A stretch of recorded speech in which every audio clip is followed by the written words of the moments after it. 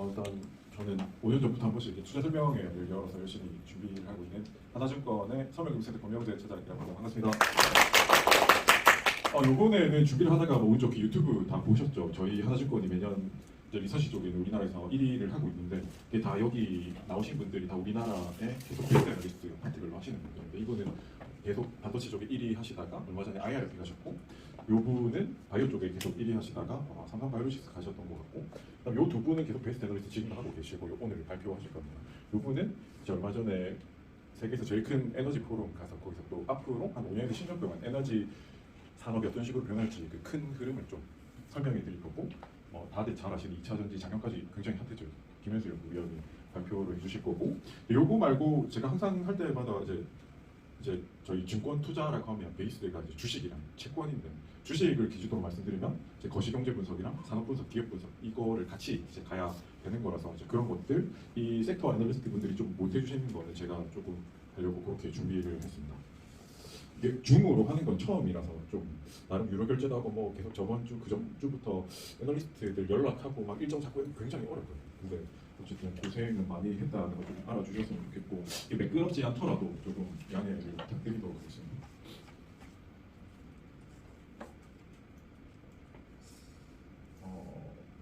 이런 거 저런 거 준비한다고 약속 잡고 줌 계속 테스트하고 한다고 사실 제가 발표할 부분에 대해서는 제대로 준비를 못했거든요. 근데 편하게 좀 들어주셨으면 좋겠어요. 일단 오늘 하고 싶었던 이야기들이나 다들 아시겠지만 지금 최근에 주식 시장이 좀 조정이 됐어요. 4월 달부터.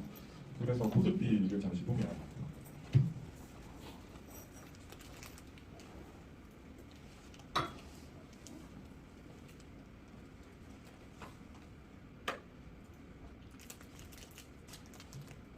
여기 보시면 요 라인에 있다가 요 라인까지 되게 많이 떨어졌어요. 그래서 저희 이런 식으로 뭔가 최근에 이제 지정학 경기슈 때문에 이란이랑 이스라엘 전쟁이 일어나고 유가가 오르고 그다음에 물가 소비자 물가 지수가 또 단기적으로 좀 오르고 이런 것들 때문에 지금 좀 조정이 됐었잖아요. 주가가 많이 오르기도 했지만 그런데 저희들 이런 조정이 나올 때는 항상 지켜보는 것 중에 하나가 변하지 않는 것들. 제가 이때까지 이제 12년 정도 주권 투자를 하면서 한 번도 빠짐없이 이제 코스피나 이런 거에 바닥을 잡아왔어요. 근데 그런 로직들이 있어요. 예를 들면 여기서 어떤 전쟁과 관련된 이슈가 나오면 이제 리서치 센터에는 과거 뭐 100년이나 이렇게 해가지고 그동안에 중동 전쟁이 났을 때 유가는 어디까지 올랐고 지수는 얼마나 떨어질 수 있고 이런 것들의 데이터들 다 조사를 합니다. 그래서 이제 저희 리서치 센터들 쪽에서 나온 이야기는 많이 떨어지면 2,500 한 2,500에서 2,600 사이까지 떨어질 수 있다. 환율이나 뭐 이런 것들을 계산했을 때. 근데 그런 것들은 이제 좀 어려운데 간단하게 말씀드리면 이제 다들 부동산을 아시니까 부동산도 뭐 내가 한 2년 전에 부동산을 10억 주고 샀는데 그게 지금 7억이 됐으면 많이 싸졌다. 그럼 여유 자금 있으면 지금 뭐 부동산을 더 사도 되겠다. 이런 것들을 대략적으로 감으로 알 수가 있잖아요. 근데 이제 증권 투자 쪽에는 그런 로직들이 어느 정도 명확한 기준이 약간 있어요. 그런 비슷한. 예를 들면 우리가 주식 기준으로 이제 설명을 드리면 주가는 이 기업이 만들어내는 이익에다가 곱하기 밸류 그 이익에 대한 가치를 곱해줘서 산정을 하잖아요. 그 가치는 밸류라고 하는 가치는 PBR이나 PER 뭐 이런 걸 곱해주잖아요. 상대적으로 이 산업에서 어느 정도 희소성이 있고 성장률이 얼마나 빠르고 이런 거를 상대적으로 계산해서 그런 식으로 어느 정도 계산을 하는데 이제 PBR 1배라는 기준이 있어요. PBR 1배가 뭐 예를 들면 삼성전자 기준으로 PBR 1배라고 하는 것은 이 삼성전자가 가지고 있는 반도체나 가전 이런 재고 자산들을 다 팔고 가지고 있는 그 땅이나 혹은 장비 이런 것들을 다 팔았을 때 그 청산 가치가 PBR 1배라고 두거든요. 그래서 역사적으로 예전에 그 코로나 때도 그랬었고 세계 금융위기 때도 그랬었고 오일쇼크 때도 그랬었고 다 바닥이 PBR 기준으로 코스피 PBR 기준으로 0.7배에서 0.6배 사이에 다 잡혔어요. 0.7배 밑으로 떨어지면 우리가 이때는 굉장히 좋은 매수 타이밍이 오고 있는 걸 수도 있다. 이런 생각을 좀 가져왔으면 좋겠고 그런 것들을 하나 기준으로 얼마 전에 저희 며칠 전에 또 사진을 올린다는 이런 것처럼 하다가 깜빡했는데 이제 롯데 호텔에서 VIP들 모시고 채권이랑 그다음에 저희 김상훈 애널리스트라고 채권 쪽에 베스트 애널리스트 하시는 분이 있는데 이제 결론만 말씀드리면 그때도 이야기한 게 환율이나 뭐 이런 레벨 가지고 과거 몇십 년 동안 이제 그 금리가 하향 조정되다가 환율이 하향 조정되는데 다시 그 소비자 물가 주식 반등했을 때 어느 정도까지 지수가 떨어질 수 있는가, 혹은 환율이 어디까지 오를 수 있는가, 금리가 어디까지 오를 수 있는가 이런 것들에 대한 이야기를 좀 했었는데 일단 대략적인 이야기는 밴드가 한 10년물 국채 금리 기준으로 지금 얼마 전에 5%까지는 안 가는데 5.7 뭐 이런 지금 한그 정도 되는 것 같아요. 그래서 4.66에서 4.88 정도를 보고 있고, 그래서 채권 같은 경우에는 지금 중앙은행 기준으로, 미국 중앙은행 기준으로 보면 금리를 올리고 내리는 거에서 중요한 게 물가랑 고용이잖아요. 근데 최근에 흐름이 이제 고용이 잘 나오고 있고, 그 고용이 사실 데이터들을 뜯어보면 기존에 그 미국에 있는 사람들 때문에 고용이 잘 된 거보다는 예전에 코로나 때 해외로 추방된 이민자들이 다시 들어오면서 이제 고용이 좋아지는 그런 데이터들이 많이 보이고, 그다음에 소비가 그런 것들 때문에 같이 좀 올라오고 있는데, 좀 지나면 이제 그런 것들이 슬로우 되거나 좀 시그널이 보일 거다, 이런 이야기들을 하고 있습니다. 그래서 채권 같은 경우에는 다시 사기에 지금부터 다시 사기 괜찮을 것 같다라는 이야기를 좀 했었고, 물가도 여기서 크게 전쟁이 특별히 지금 최근에 이스라엘이랑 이란이랑 싸우다가 미국도 약간 개입하면서 중간에 다른 쪽으로 가자지고요. 다른 쪽으로 이제 턴을 해서 1달러 됐죠. 그래서 그런 부분은 크게 걱정을 안 해도 될 것 같고, 저는 이게 잘 모르시는 분도 있겠지만 2019년부터 계속 이렇게 투자 설명회를 했습니다. 제일 처음에 했을 때도 2019년 8월달에 제목이 이제 투자 변곡점에서 다시 한번 재테크 전략이라고 해서, 이때도 한 1년 반 동안 미국이랑 중국이 그 환율 전쟁하면서 계속 빠지다가 지금부터는 이제 어떤 이유로 다시 올라가기 시작할 거다, 이런 것들을 했었고, 이때도 정확하게 저점을 잡았었고, 이때도 이제 했던 게 이제 16년 만에 기회를 잡는 방법이라고 해서 그 채권 고점을 정확하게 오차 거의 없이 잡아가지고, 그때도 채권 설명회 했던 것들이 미국 국채 기준으로 해서 한 2달 만에 한 16% 정도가 수익이 났었습니다. 그 배당 빼고 어쨌든 그런 식으로 좀 보통 올해 초에는 개인적으로 한번 1월 초에 한번 해보고 싶어서 했는데, 그때는 그 정확한 변곡점 이런 게 없어가지고 잡지는 못했는데, 어쨌든 거시경제, 산업, 기업 이런 로직을 가지고 계속 하려고 노력을 하고 있고, 그다음에 투자를 할 때 있어서 기본적인 것들만 몇 가지 말씀드리면,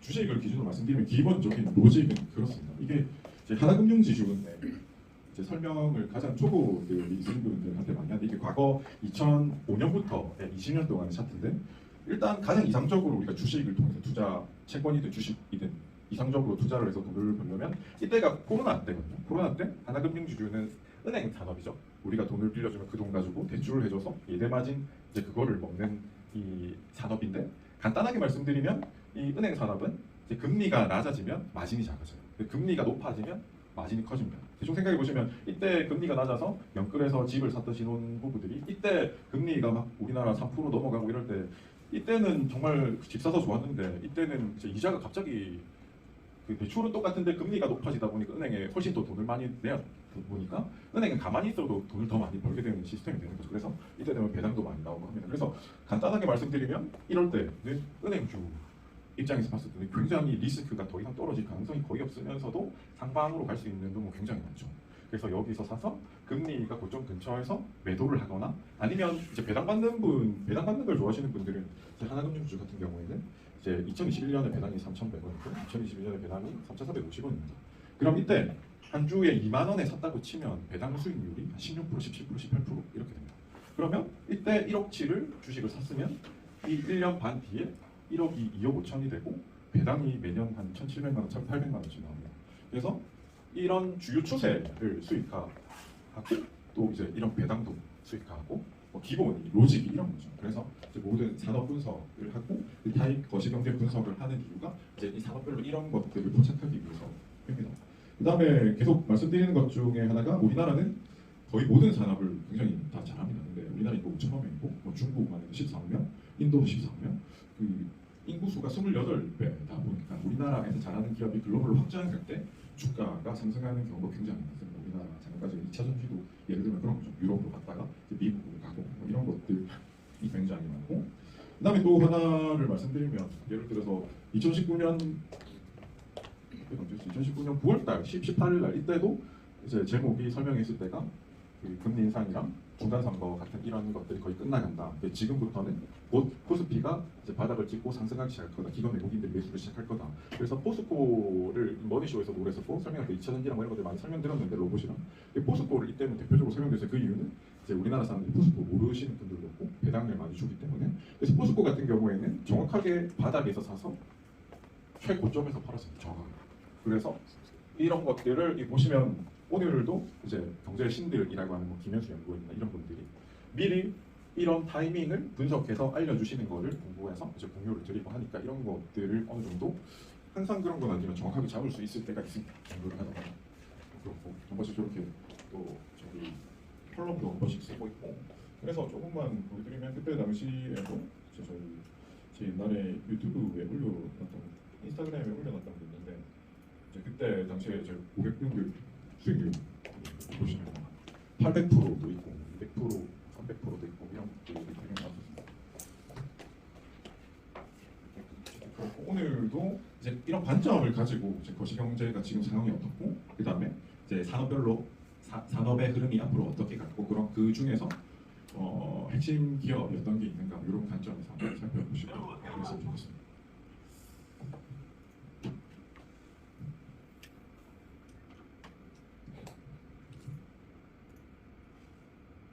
박정희 의원님. 아닙니다. 김민경 의원님. 김민경 의원님. 네, 들어가 있습니다. 네. 발표 혹시 괜찮으면 시작해 보실래요? 네, 잠시만요. 혹시 화면 보이시나요? 예, 잘 보입니다. 네. 안녕하세요. 반도체 소부장 담당 김민경입니다. 올해 그 반도체 소부장 업체들 같은 경우에는 디램과 낸드 업체들 실적과 그 투자 그리고 가동률에 연동이 많이 되기 때문에 이 디램과 낸드 중심으로 말씀드리도록 하겠습니다. 올해 다들 아시겠지만 그 삼성전자, 하이닉스 모두 그 디램 선단 공정 전환하는데 투자를 집중할 예정입니다. 이에 따라서 소부장 업체들의 실적도 디램 선단 공정 관련 요구에 따라서 차별화될 것으로 예상이 되는데요. 24년 서비스 투자 상당 부분은 삼성전자, 하이닉스 모두 1A, 1B 캐파 확보에 집중이 될 것으로 예상되는데 이 1A, 1B라는 건 이 선단 공정의 일종이라고 보시면 되는데 1X, 1Y, 1G, 1A, 1B, 1C로 갈수록 더 선단 공정이라고 보시면 됩니다. 그래서 올해 소부장 업체들의 실적이 여기에 관련되는지에 대해서 차별화되는데 그러면 이 선단 공정에서 어떤 부분이 달라지는지라고 보면 첫 번째로는 트랜지스터 하이K 메탈 게이트 적용이 확대가 되고요. 두 번째 ALD 레이어가 증가하고 세 번째 EUV 레이어가 증가한다는 것입니다. 이 하이K 메탈 게이트가 뭔지 말씀드리자면 이 왼쪽에 있는 그림이 트랜지스터 구조입니다. 이 S라는 곳에서 D라는 곳으로 전류가 흐르게 되는데 이 가운데 때에 있는 회색으로 보이는 이 층이 이 전류가 밖으로 나가는 전자가 밖으로 나가는 것을 이제 막아주는 역할을 하게 되는데요. 이 트랜지스터 구조가 점점 이제 작아지게 되면서 이 절연막이 제 기능을 하지 못하게 되면서 문제가 발생을 합니다. 이 때문에 이제 메모리 업체들도 이 문제를 해결하기 위해서 절연막에 하이K라는 유전율이 높은 소재를 사용을 하게 되는데요. 이 오른쪽에 보시면 동그라미 쳐져 있는 지르코늄, 하프늄 이런 소재들을 쓰게 됩니다. 그래서 이런 절연막에 하이K 소재를 쓰고 이에 게이트라는 곳에 메탈을 적용을 한 게 하이K 메탈 게이트 구조라는 거고요. 현재 삼성전자, 하이닉스, 마이크론 같은 주요 메모리 업체들 모두 이 하이K 메탈 게이트 구조를 확대하고 있는 추세입니다. 국내 업체들 중에는 지금 한솔케미칼 그리고 레이크 머티리얼즈 같은 업체들이 삼성전자 추가 벤더로 진입을 시도를 하고 있는 상황이고요. 메인으로 이제 공급하고 있는 업체는 일본의 TCLC라든지 아데카라는 업체들이 있습니다. 두 번째로는 ALD 공정인데요. 이 ALD라는 것은 원자층 증착이라는 기술입니다. 증착이라는 그 기술이라는 것은 반도체 공정에서 방막을 형성을 하는 공정인데요. 이것도 마찬가지로 디램이 점점 작아지면서 균일하게 막을 쌓는 게 어려워지면서 좀 미세하게 막을 쌓을 수 있는 ALD 공정을 증가하게 된 것이다. 이것도 디램 선단 공정 확대로 ALD 장비가 수요가 증가할 것으로 예상이 되는데 보통 그 기술이 하나씩 앞으로 갈수록 이 ALD 층이 2개 정도 늘어난다고 보시면 됩니다. 네, 보통 1Y, 1G라는 기술을 지금 1B, 1A라는 공정으로 바꾸고 있기 때문에 뭐 6개에서 8개 층 정도가 더 늘어난다고 보시면 되고요. 이 ALD 장비 시장 점유율을 보시면 지금 국내 업체로는 지금 유진테크, 원익 IPS, 주성 엔지니어링 같은 업체들이 현재 진입을 해 있습니다. 주성 엔지니어링은 SK 하이닉스에 장착 장비 공급을 하고 있고요. 원익 IPS는 메인으로 삼성전자 그리고 하이닉스에 지금 공급을 하고 있고 유진테크도 마찬가지로 삼성전자, 하이닉스에 공급을 하고 있습니다. 세 번째로는 EUV 공정이 증가한다는 겁니다.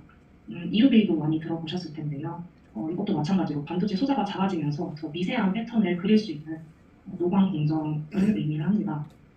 EUV 라는 광원은 기존에 사용하던 이 ARF라는 광원 대비 파장이 14분의 1 수준인데 이건 더 얇은 펜으로 그림을 그린다라고 보시면 되고요.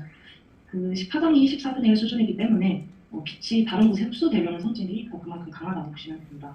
그래서 이 오른쪽 그림 보시면 기존에는 그냥 이 마스크라는 것을 통해서 빛을 투과하는 방식이었다면 이 이후리 마스크에서는 빛을 반사시켜서 이 최대한 광원의 손실을 막기 위한 기술이 적용이 됩니다. 이에 따라서 이제 EUV용 소재와 부품, 특히 이제 포토레지스트, 마스크, 펠리클의 변화가 요구가 되고 있고요. 국내 업체들 중에서는 포토레지스트는 동진 세미캠, 마스크는 SNS텍, 펠리클은 SNS텍과 FSD 같은 업체들이 전체 국산화를 시도를 준비 중에 있습니다. 다음으로는 랜드 어방 말씀드리도록 하겠습니다. 다들 아시겠지만 2023년에 전체적으로 메모리 업체들이 랜드 감산에 감행을 했습니다. 계속 공급 조절을 해왔기 때문에 현재 랜드 가격은 상승세로 전환이 되는 상황이고요. 24년에는 업체들이 흑자 전환할 것으로 전망이 됩니다. 24년에는 또 이 전방 수요 또한 이 랜드 수요처는 스마트폰, PC, 서버가 메인이라고 보시면 되는데 이 세 개 모두 전년 대비해서는 출하량 자체가 증가할 것으로 예상이 되기 때문에 수요 측면에서도 회복이 될 것으로 전망이 되고요. 이 공급 조절을 통해서 가격 상승세로 전환이 되었는데 이 공급 또한 24년에는 랜드에 투자를 할 수 있는 여력이 없는 상황이기 때문에 랜드 가동률 회복이 제한적입니다. 이에 따라서 공급량 자체가 계속 제한적으로 유지가 되는 상황이기 때문에 가격 상승세가 계속 지속될 것으로 예상이 되고요. 오른쪽 표 보시면 삼성전자 같은 경우에는 지금 완만하게 그 캐파가 상승이 되고 있는 걸 보실 수 있는데 SK 하이닉스 같은 경우에는 올해 D램에만 완전히 투자를 집중을 하고 있기 때문에 이 제한적인 가동률이 계속해서 지속되고 있는 걸 보실 수 있습니다. 수요 측면에서 다시 보시면 AI가 기존에는 D램에만 굉장히 수혜가 집중이 됐었는데 온디바이스 AI 그리고 AI 서버에서도 랜드 수요가 계속 증가할 것으로 예상이 되면서 랜드까지 AI 수혜가 올 것으로 예상이 됩니다. 온디바이스 AI 확산으로 모바일 PC의 랜드 채용량 자체가 증가를 하고요. AI 서버에서도 이 생성형 AI를 구축을 할 때 기존에는 텍스트 기반의 데이터가 있다면 이제 동영상, 그림, 음성 같은 이제 데이터 용량이 더 큰 데이터가 많아지면서 랜드 수요 자체가 또 증가할 것으로 예상이 됩니다. 특히 AI 서버 같은 경우에는 초고속, 초고용량의 프리미엄 SSD가 요구가 되는데요. 이에 따라서 메모리 업체들도 이 프리미엄 SSD 수요 대응을 위해서 24년 말부터 차세대 랜드 양산을 시작하게 될 것으로 예상이 됩니다. 삼성전자는 현재 양산을 시작한 것으로 예상이 되고요. 이 오른쪽 표를 보시면 24년에는 D램에 투자가 집중이 되기 때문에 전년 대비 투자가 줄어들지만 25년부터는 좀 유의미하게 투자가 다시 상승하는 걸 보실 수 있습니다. 이 차세대 랜드 같은 경우에는 보통 300단대 내외라고 보시면 되는데 현재 지금 메인으로 가져가고 있는 랜드 단수는 한 230단 수준입니다. 이 단수가 높아지면서 랜드를 한 번에 생산을 하는 게 어려워지고 두 번이나 세 번에 걸쳐서 나눠서 만들게 되는데 이때 식각 공정과 증착 공정이 증가를 합니다. 이에 따라서 이제 국내 업체들 중에서는 식가격 업체들, 식각 장비 소모품 업체들, 증착 장비 업체들 수혜가 예상이 되고요. 식가격 같은 경우에는 솔브레인, ENF 테크놀로지, 식각 장비 소모품에서는 하나머티리얼즈, TCK, 증착 장비 업체들 중에서는 원익 IPS, 유진테크 같은 업체들이 있습니다. 종목을 이제 말씀드리자면 첫 번째 주성 엔지니어링 먼저 말씀드리도록 하겠습니다. 앞서 말씀드렸던 업체인데요. 여기는 이제 반도체 디스플레이 태양광의 증착 장비 기업입니다. 이 ALD라는 기술을 거의 메인으로 가져가고 있는 회사이고요. 현재 하이닉스 내에서 가장 그 벤더의 비중이 가장 큰 업체라고 보시면 됩니다. 하이닉스가 올해 이제 D램 선단 공정 전환 투자 굉장히 본격적으로 할 것으로 예상이 되기 때문에 가장 큰 수혜가 있을 것으로 예상이 되고요. 하이닉스 외에도 올해 북미와 대만, 파운드리 시장 진출 가능성이 있습니다. 아시다시피 메모리 전체 반도체 시장에서 메모리 반도체 시장이 한 30% 수준이라면 비메모리 업체들은 70% 비중을 차지를 하고 있기 때문에 굉장히 큰 시장으로 진출을 하게 된다는 것에 의미가 있고 또 탑티어 업체에 진출한다는 건 그만큼 기술력이 인정받았다는 의미이기 때문에 현재 주가 수준에서 상당히 업사이드 확보가 된 기회라고 생각을 합니다. 두 번째는 파크 시스템즈라는 기업인데요. 이 업체는 산업용 원자 현미경을 만드는 업체입니다. 전체 산업용 원자 현미경 시장에서 한 70%에서 80% 정도 점유율을 차지를 하고 있고요. 이 원자 현미경이라는 건 그냥 그 반도체 공정에서 미세한 걸 보는데 모든 곳에 사용된다고 보시면 됩니다. 반도체 선폭이 점점 미세화된다고 말씀드렸을 때 특히 이제 1B, 1C 이런 3단 공정으로 넘어갈수록 초반에 수요를 잡는 것이 굉장히 중요합니다. 이 때문에 초반에 이런 선단 공정 전환 투자 시에 이 원자 현미경 수요가 증가할 것으로 예상이 되고 있고요. 또 글로벌리 점유율 1위 업체이기 때문에 현재 아시다시피 이제 글로벌리 그 자국의 팹을 유치를 하기 위해서 굉장히 많이 경쟁을 하고 있고 또 팹 건설이 증가를 하고 있는 상황에서 파크 시스템즈 원자 현미경 수요는 계속해서 증가할 것으로 예상이 됩니다. 또 파크 시스템즈의 전체 라인업 중에서 신규 장비 중에 EUV 마스크 리페어 장비라는 게 있습니다. 이 장비는 EUV 아까 말씀드렸지만 이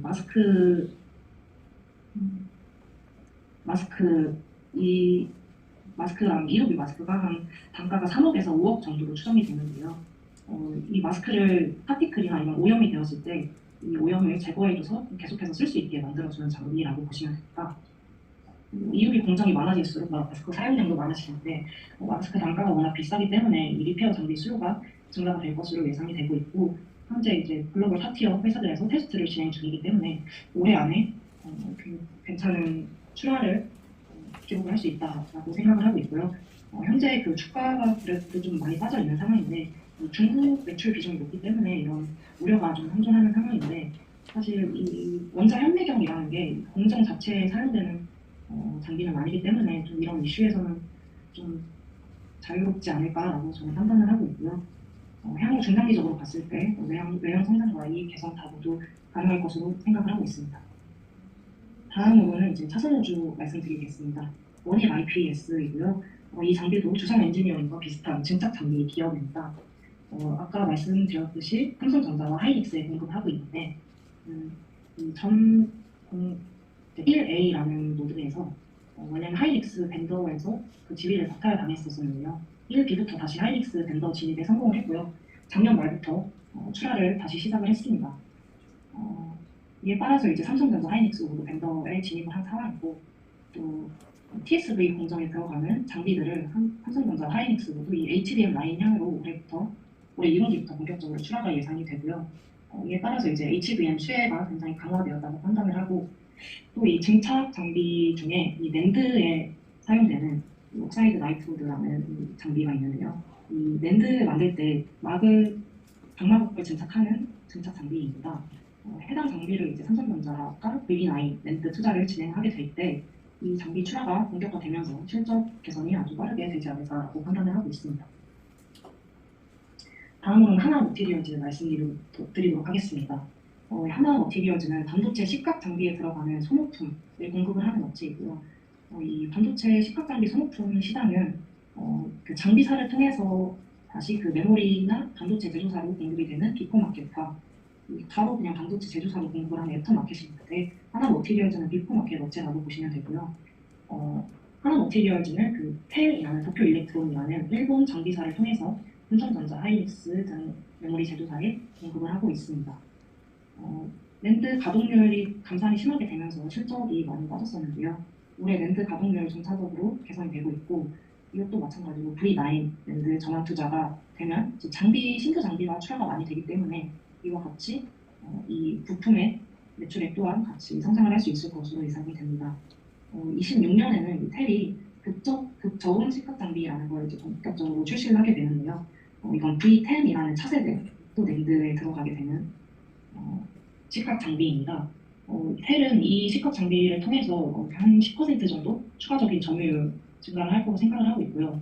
이 하나머티리얼즈의 고객사인 텔의 식각 장비 점유율이 증가한다는 건 하나머티리얼즈의 점유율 또한 동반 상승한다는 걸 의미를 합니다. 이에 따라서 이제 하나머티리얼즈 또한 중장기 성장 가식성 확보되었다고 판단이 됩니다. 마지막으로 솔브레인입니다. 솔브레인은 반도체 소재 기업이고요. 식각의 프리커서 슬러리 같은 제품을 공급을 하고 있습니다. 마찬가지로 삼성전자, 하이닉스 모두 공급을 하고 있고요. 이 식각의 같은 경우에는 낸드 가동률에 연동이 많이 되는 편이기 때문에 작년 실적이 좀 많이 꺾였었는데요. 올해 24년 가동률을 좀 완만하게 상승을 하면서 올해는 완만한 실적 개선 예상이 됩니다. 25년부터 다시 본격적으로 실적 개선 이어나갈 것으로 예상이 되고요. 이 식가격 중에서도 초상계 식가격이라는 신규 제품 공급이 본격화될 것으로 예상이 됩니다. 이 초상계 식가격이라는 건 파운드리에서 사용되는 3나노 GAA에서 사용되는 식가격인데요. 현재 그 삼성전자 파운드리에서 솔벤더로 공급을 할 것으로 예상이 되고 있습니다. 이에 따라서 이거 솔브레인도 마찬가지로 중장기 성장 가시성 확보되었다고 판단하고 있습니다. 발표 다 마쳤고요. 혹시 질문 있으실까요? 질문 있으신 분 편하게 말씀해 주십시오. 손 들어주시면 마이크 드리겠습니다.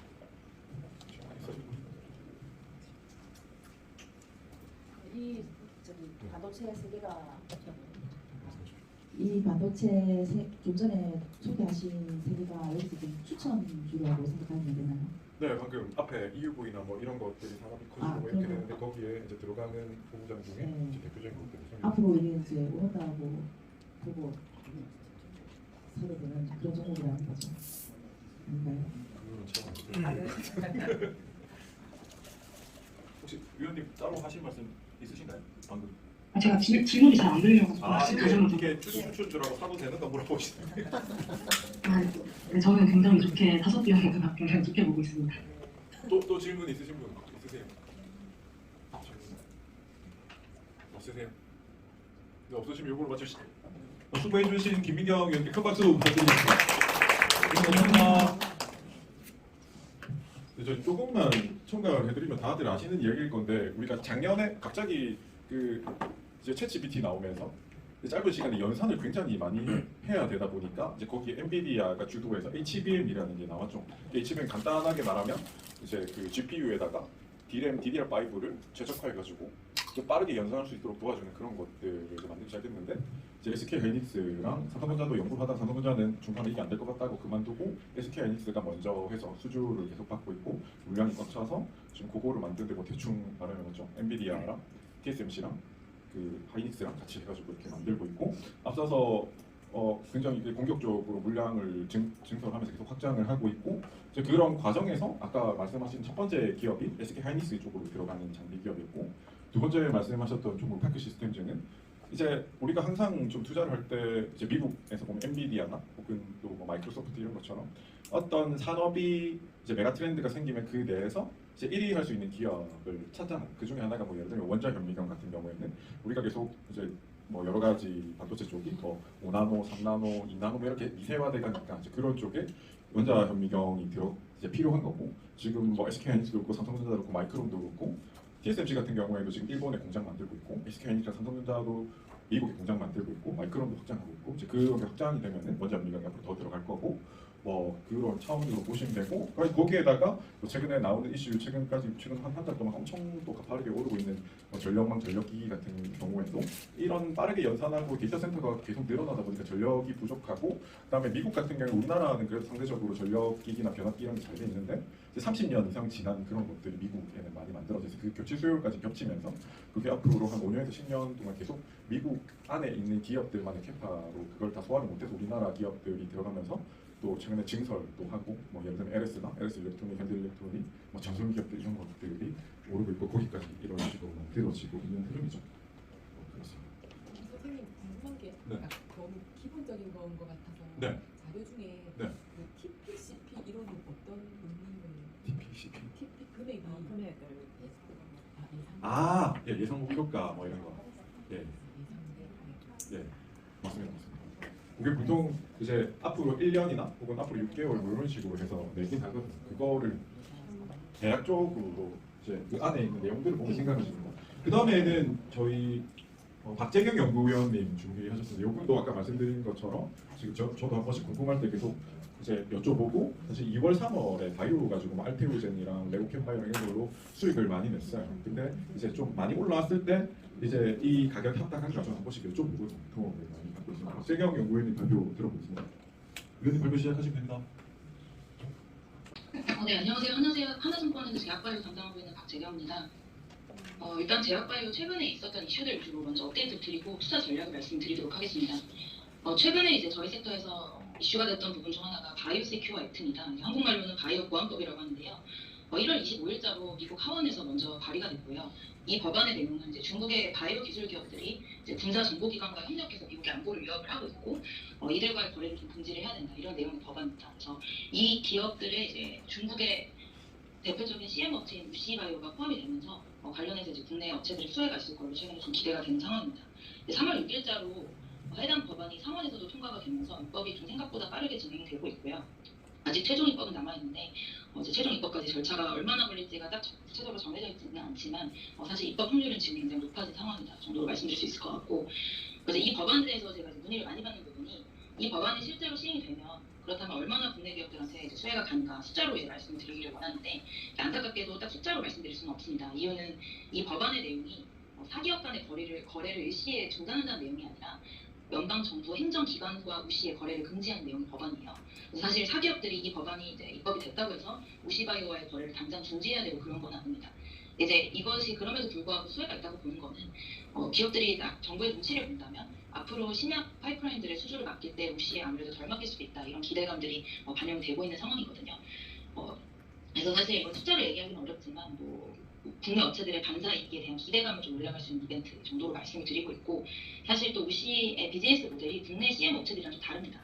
설명하자면 복잡한데 이제 CMO가 단계마다 달라요. 저희가 임상 1, 3단계의 것을 생산하는지 전임상 단계의 것을 생산하는지 상업 단계에 있는 걸 생산하는지에 따라서 비즈니스 모델들이 좀 다른데, 사실 국내 기업들은 우시가 지금 잘하고 있는 굉장히 초기 단계의 프로젝트들, 임상 1상 들어가기 전이나 임상 1, 3단계 프로젝트들을 잘하는 업체가 우리나라에는 아직 많지는 않아요. 그래서 사실 이 수혜를 우리나라보다는 미국 기업이 지금 받아갈 가능성이 높아 보이긴 하지만 어쨌든 젠티는 좀 개선할 수 있는 이슈이기 때문에 그 정도로 봐주시면 될 것 같고, 국내 이제 CM 기업들이 많이 있습니다. 삼성바이오로직스, 바이넥스, ST팜, 좀 더 넓게 본다면 프레스티지 바이오로직스, 에이프로젠 여기까지도 볼 수 있을 텐데, 사실 저는 맨 끝에 말씀드린 작은 두 업체는 CM으로서의 레퍼런스가 너무 없어서 이 업체들보다는 삼성바이오, 바이넥스, ST팜 같은 업체들을 좀 더 선호한다고 말씀드리고 있고, 이 업체들은 이제 이런 바이오시큐 액트, 일종의 이게 사실 테마예요. 소위 말해서 테마인데 숫자로 저희가 말을 아예 못하니까 테마인데, 너무 테마에만 기대는 종목보다는 실제 펀드가 개선되는 종목들을 접근하시는 게 더 좋을 거라고 봐서 삼성바이오로직스, 바이넥스, ST팜 이 정도 회사들을 바이오시큐어 관련해서는 수혜주로 좀 말씀드리고 있습니다. 또 한 가지 최근에 이제 이슈 중 하나가 셀트리온의 진펜트라 출시입니다. 진펜트라가 3월 19일자로 미국에 출시가 됐고요. 이제 아까가 결정이 되어 있는 상황입니다. 근데 이제 지금 아직 이게 약가가 나온 거는 표시 약가만 나와 있고요. 저희가 외기라고 하는 표시 약가만 나와 있고 실제 약가는 아직 나오지 않은 상황인데, 앞으로 이제 실제 약가가 어느 정도 나오는지, 그리고 이게 이제 미국 시장이 워낙 까다롭다 보니까 저희가 판매를 출시를 한다고 해서 바로 매출이 나올 거라고 좀 보장하기가 어렵습니다. 그래서 하반기부터 좀 본격적으로 진펜트라 실적이 나올 것 같은데 관련해서 그런 부분도 어떻게 나오는지를 좀 봐주시면 좋을 것 같고요. 또 한 가지가 이제 유한양의 오스코텍의 렉나자입니다. 그래서 렉나자 리브레반트 경영요법 같은 경우에는 작년 12월에 FDA 승인 신청을 했습니다. 승인 여부는 올해 8월 21일 이내로 이제 결정될 걸로 추정이 되고 있고요. 이게 8월 21일에 무조건 나온다는 게 아니라 그 전까지 내면 되는 거라서 저희가 딱 승인 시점이 언제라고 말씀드릴 수는 없을 것 같고, 아니 하반기 중으로 아마 승인이 나올 거다 이 정도로 봐주시면 될 것 같고요. 이제 이 유한양의 오스코텍의 렉나자 같은 경우에는 작년 에스모에서 마리포사 임상 결과를 발표를 했었습니다. 근데 그때 당시에 발표하고 나서 좀 실망하는 부분들이 많이 있었고, 그 실망의 주 이유는 내약성입니다. 내약성이라는 거는 안전성인데 이 렉나자 리브레반트 병용요법이 약을 두 가지를 같이 쓰는 거다 보니까 타발소 단독 대비해서 내약성이 많이 떨어지게 나왔고요. 이런 부분들을 많이 지적을 받았는데, 그리고 이제 그때 당시에 그래서 에스모에서 결과 발표하고 주가도 많이 빠졌었고요. 근데 이제 존슨앤존슨이 이런 챌린지를 갖고 그런 부분을 개선하기 위해서 추가한 임상을 많이 이제 진행을 하고 있고요. 조각 주의형 부작용을 위한 코폰 임상이나 리브레반트의 주입 반응을 조절하기 위한 SCD형 임상 3상을 현재 좀 진행을 하고 있습니다. 그래서 이런 임상들을 통해서 이제 좀 아무래도 마케팅에서 내약성에 대해서 약점을 좀 극복하는 모습을 보이려고 하고 있고, 이번에 이제 아스코가 또 열립니다. 5월 31일부터 6월 초까지 아스코가 열리는데 아스코에서 관련한 팔로마셀 임상 이제 결과 발표할 예정이고 하고 있습니다. 그래서 렉나자 같은 경우에는 이제 사실 저도 작년에 에스모에서 결과를 보고 좀 일부 실망한 부분이 있었는데, 존슨앤존슨이 포기하지 않고 계속해서 마케팅 임상을 시작하는 모습을 보면서 오히려 이제 숫자에 대해서 좀 기대를 해봐도 되겠다고 좀 마음이 조금 더 열리고 있거든요. 그래서 향후에 존슨앤존슨이 어떻게 마케팅 전략을 하는지 이런 부분들에 주목을 해보시면 좋을 것 같습니다. 그리고 또 한 가지로 이제 주목할 만한 기술로 말씀드리는 게 ADC입니다. ADC라는 거를 원지를 제가 원래 말씀을 안 하고 바로 말씀드리는데 잘 모르시더라고요. 그래서 그냥 간단하게 말씀을 드리면, ADC라는 거는 항체랑 약물을 연결을 시키는 어떤 모달리티를 저희가 ADC라고 합니다. 이렇게 이제 만드는 이유는 저희가 항암제 중에서 가장 많이 쓰고 있는 게 항암화학요법, 키모테라피인데, 이런 항암화학요법은 약효는 좋지만 단점이 이제 부작용이 심하다는 점입니다. 항암제를 맞으면 저희가 이제 머리가 빠지고 백혈구 감소가 되고 이런 것들이 이제 대표적인 키모테라피의 부작용들입니다. 이런 게 나타나는 이유가, 이런 키모테라피들은 종양 선택성을 가지고 있지 않습니다. 대부분의 기전이 세포 분열을 억제하는 기전이다 보니까 세포 분열을, 암세포가 아무래도 세포 분열을 많이 해서 이런 항암제의 피해를 많이 입기는 하지만 정상세포도 당연히 일부 피해를 입거든요. 선택성을 가지지 못하는 점이 약점으로 대표적으로 지적이 되는데, 그럼 케모테라피의 약점을 항체와 연결을 해서 해소를 하는 거라고 보시면 되고요. 이제 이게 어떻게 가능하냐면 항체는 저희가 선택성을 가지고 있습니다. 원래 항체라는 건 특정 항원에만 가서 결합하는 모달리티이기 때문에 이런 페이로드, 그러니까 이런 약물과 같이 연결을 하면 그 약물을 이제 소위 이제 암으로 배달시켜 줄 수 있는 그렇게 되거든요. 그래서 그런 컨셉을 가지고 만들어진 모달리티고 1970년대 최초의 개념이 제시가 됐고 이제 2000년도에 파이자의 밀로타그가 승인을 받으면서 업계에 등장한 모달리티입니다. 네, 이게 이제 ADC가 그림 보시면 크게 세 가지 파트로 구성이 되는데 맨 처음에 있는 이제 그 Y자 모양으로 생긴 게 항체고, 요게 이제 선택성을 부여하는 역할을 합니다.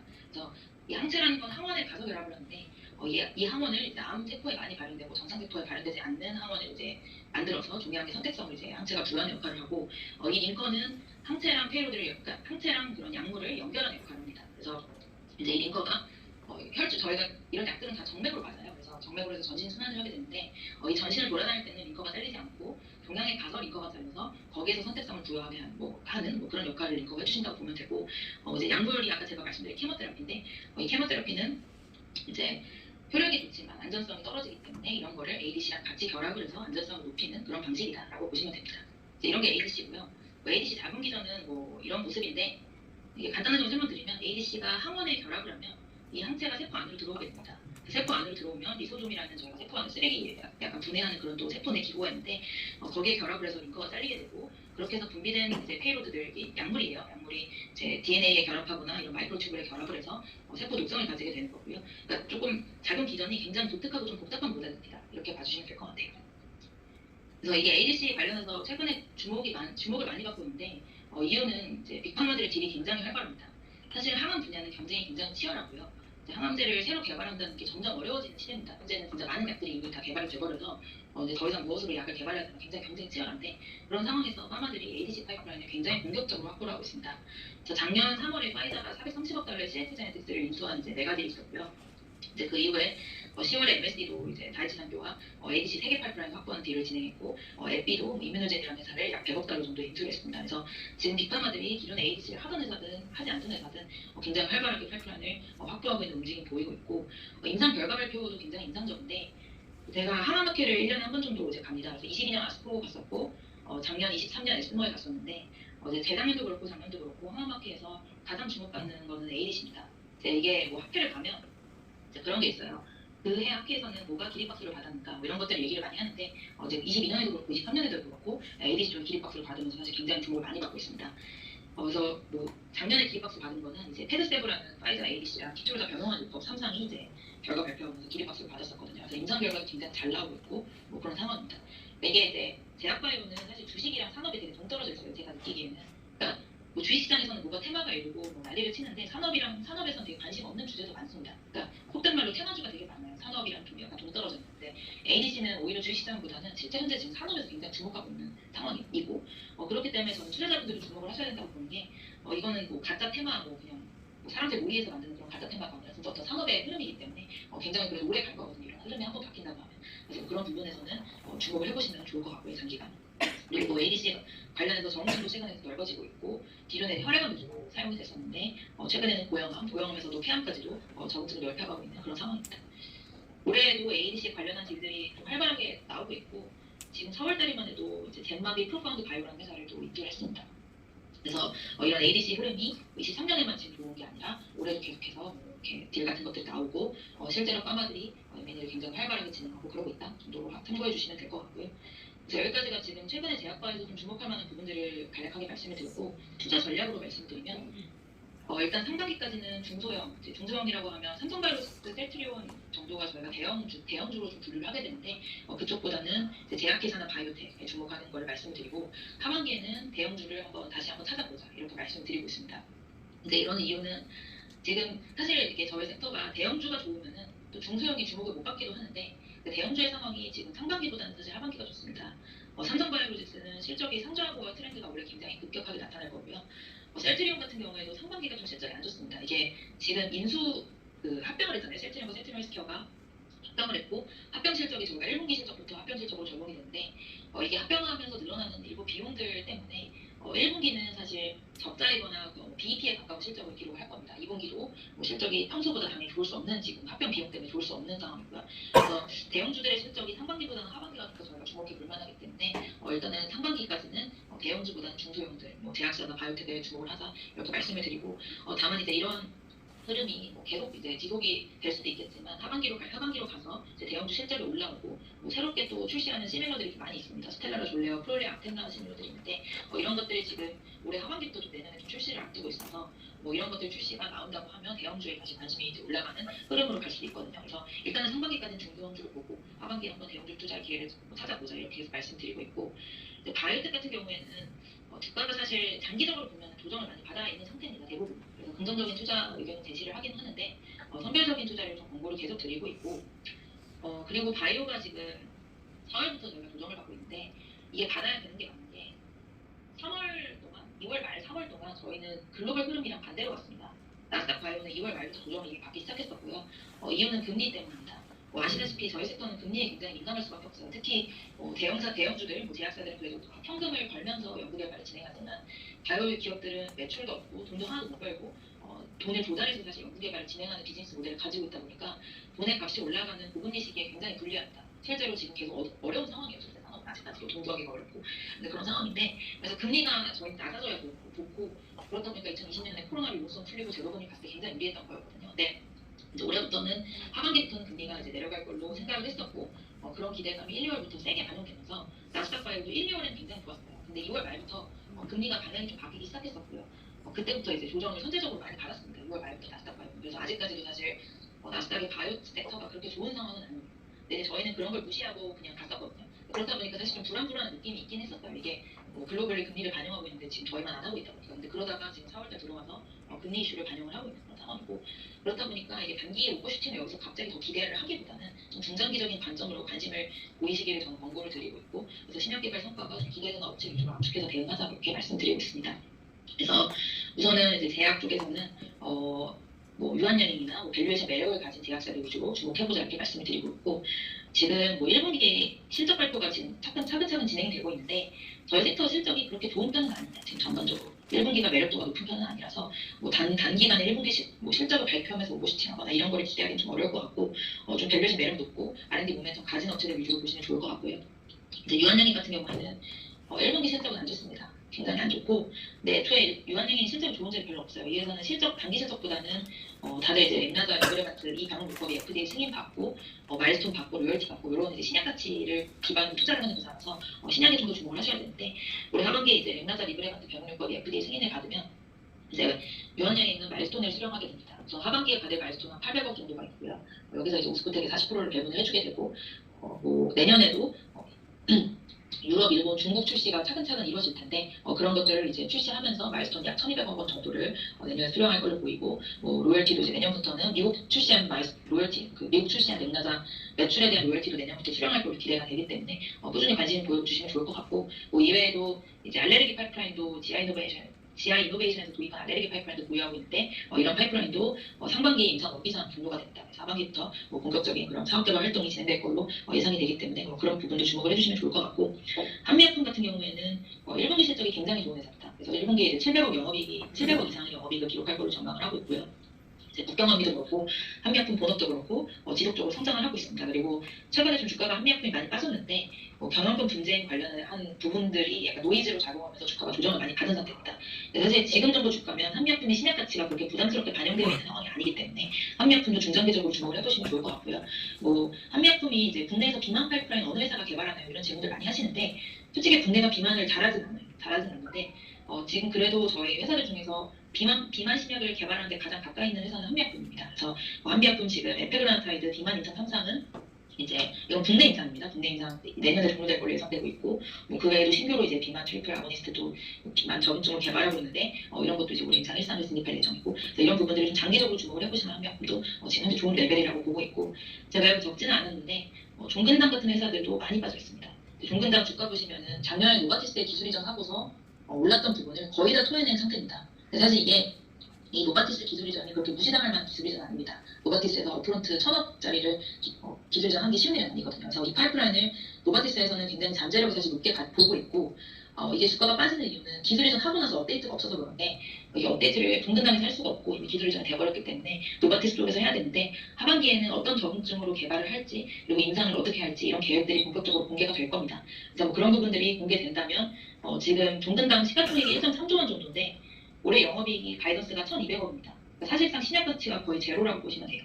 아무것도 반영이 안 되어 있는데 뭐 이런 것들이 하반기에 노바티스 쪽에서 발표가 나오면 신약 가치 반영이 이루어질 수 있다는 점에서 동등당도 전 중장기적으로 보기에 되게 좋은 시점이라고 보고 있습니다. 그리고 그 외에 뭐 SK 이노엔 같은 회사들도 주가가 굉장히 많이 빠져 있고요. 올해 뭐 작년 12월까지 올랐다가 올해 들어서 지금 계속 빠졌는데 뭐 우려들이 있는데 사실 제가 느끼기에는 뭐 전반적인 우려가 좀 과도하다는 생각이고 올해 영업이익 1,000억 원 이상 전망되고 지금 K캡의 미국 삼성 결과 발표도 상반기에 이제 예정이 되어 있기 때문에 뭐 이런 부분들 생각하면 지금 이제 접근해 보기에 오히려 좋은 시점이다 이렇게 보고 있습니다. 저 제약사들은 사실 많이 빠져가지고요. 유한여행을 제외하면 뭐 한미, 뭐 종근당, SK 이노엔 뭐 이런 회사들 보면 다 주가가 되게 낮은 레벨에 있어서 좀 중장기적으로 보신다면 굉장히 좀 편안하게 접근해볼 만한 시기다 이렇게 말씀을 드리고 있고 그 외에 바이오인데 바이오는 솔직히 엄청 편안한 레벨은 아니에요. 주가가 은근히 많이 올라 있기는 합니다. 그래서 여기서 단기적으로 뭐 너무 뭐 바닥을 잡았다 이렇게 섣불하게 말씀드리기는 어렵기는 합니다. 그래서 그렇기는 하지만 그래도 최근에 좀 주목을 많이 받았고 뭐 좋은 회사들은 계속 볼 수 있다 이렇게 말씀을 드리고요. 뭐 레고캔바이오 같은 경우에는 아까 전에 ADC 관련해서 말씀 많이 드렸는데 우리나라에서 ADC 제일 잘하는 회사고 뭐 지금 다수의 파이프라인들을 준비하고 있습니다. 제가 이런 거 하나하나 말씀드리면 우리 시간이 오래 걸리고 뭐 어려운 얘기라서 제가 하나하나 말씀드리지는 않을 건데 뭐 올해 이제 LCB84라고 트로트 ADC 하반기에 결과 발표 진행할 거고요. 아스코에서 또 ROR1 ADC도 이제 발표를 할 예정입니다. 이게 24년 상반기 중간 결과인데 이게 아스코에서 발표하는 거거든요. 그래서 이런 올해 좀 주목할 만한 임상 결과 발표들도 있고 저희가 신규로 이제 임상 단계로 올라오는 파이프라인들도 굉장히 많아요. 레고캔 파이프라인 진짜 많아요. 그래서 그런 것들도 뭐 장기적으로 보실만 해서 레고캔 바이오 중장기적으로 좋게 말씀드리고요. 뭐 지아이노베이션도 주가가 최근에 좀 오르긴 했는데 그래도 올라도 사실 아직 뭐 절대적인 시가총액 레벨이 그렇게 막 높은 수준은 아닙니다.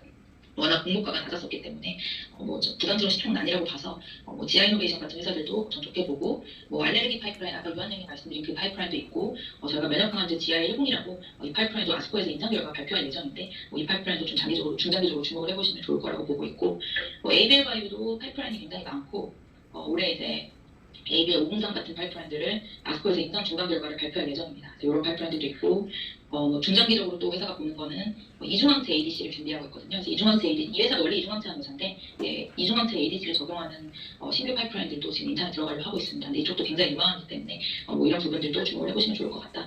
그런 의도 저는 좋게 보고 최근에 좀 주가가 부진한데 이게 당장 모멘텀이 좀 부진하다고 느껴서 그러신 것 같아요. 근데 사실 하반기에 임상 결과 발표가 예정이 되어 있습니다. 아직은 아니고요. 그러니까 좀 주가가 부진한데 사실 전 중장기적으로는 많은 것들이 바뀌지 않았다고 생각하기 때문에 계속 좋게 보고 있습니다. 그리고 이런 그 바이오를 보실 때 제가 드리고 싶은 말씀은 저희는 바이오 회사는 굉장히 느리게 바뀝니다.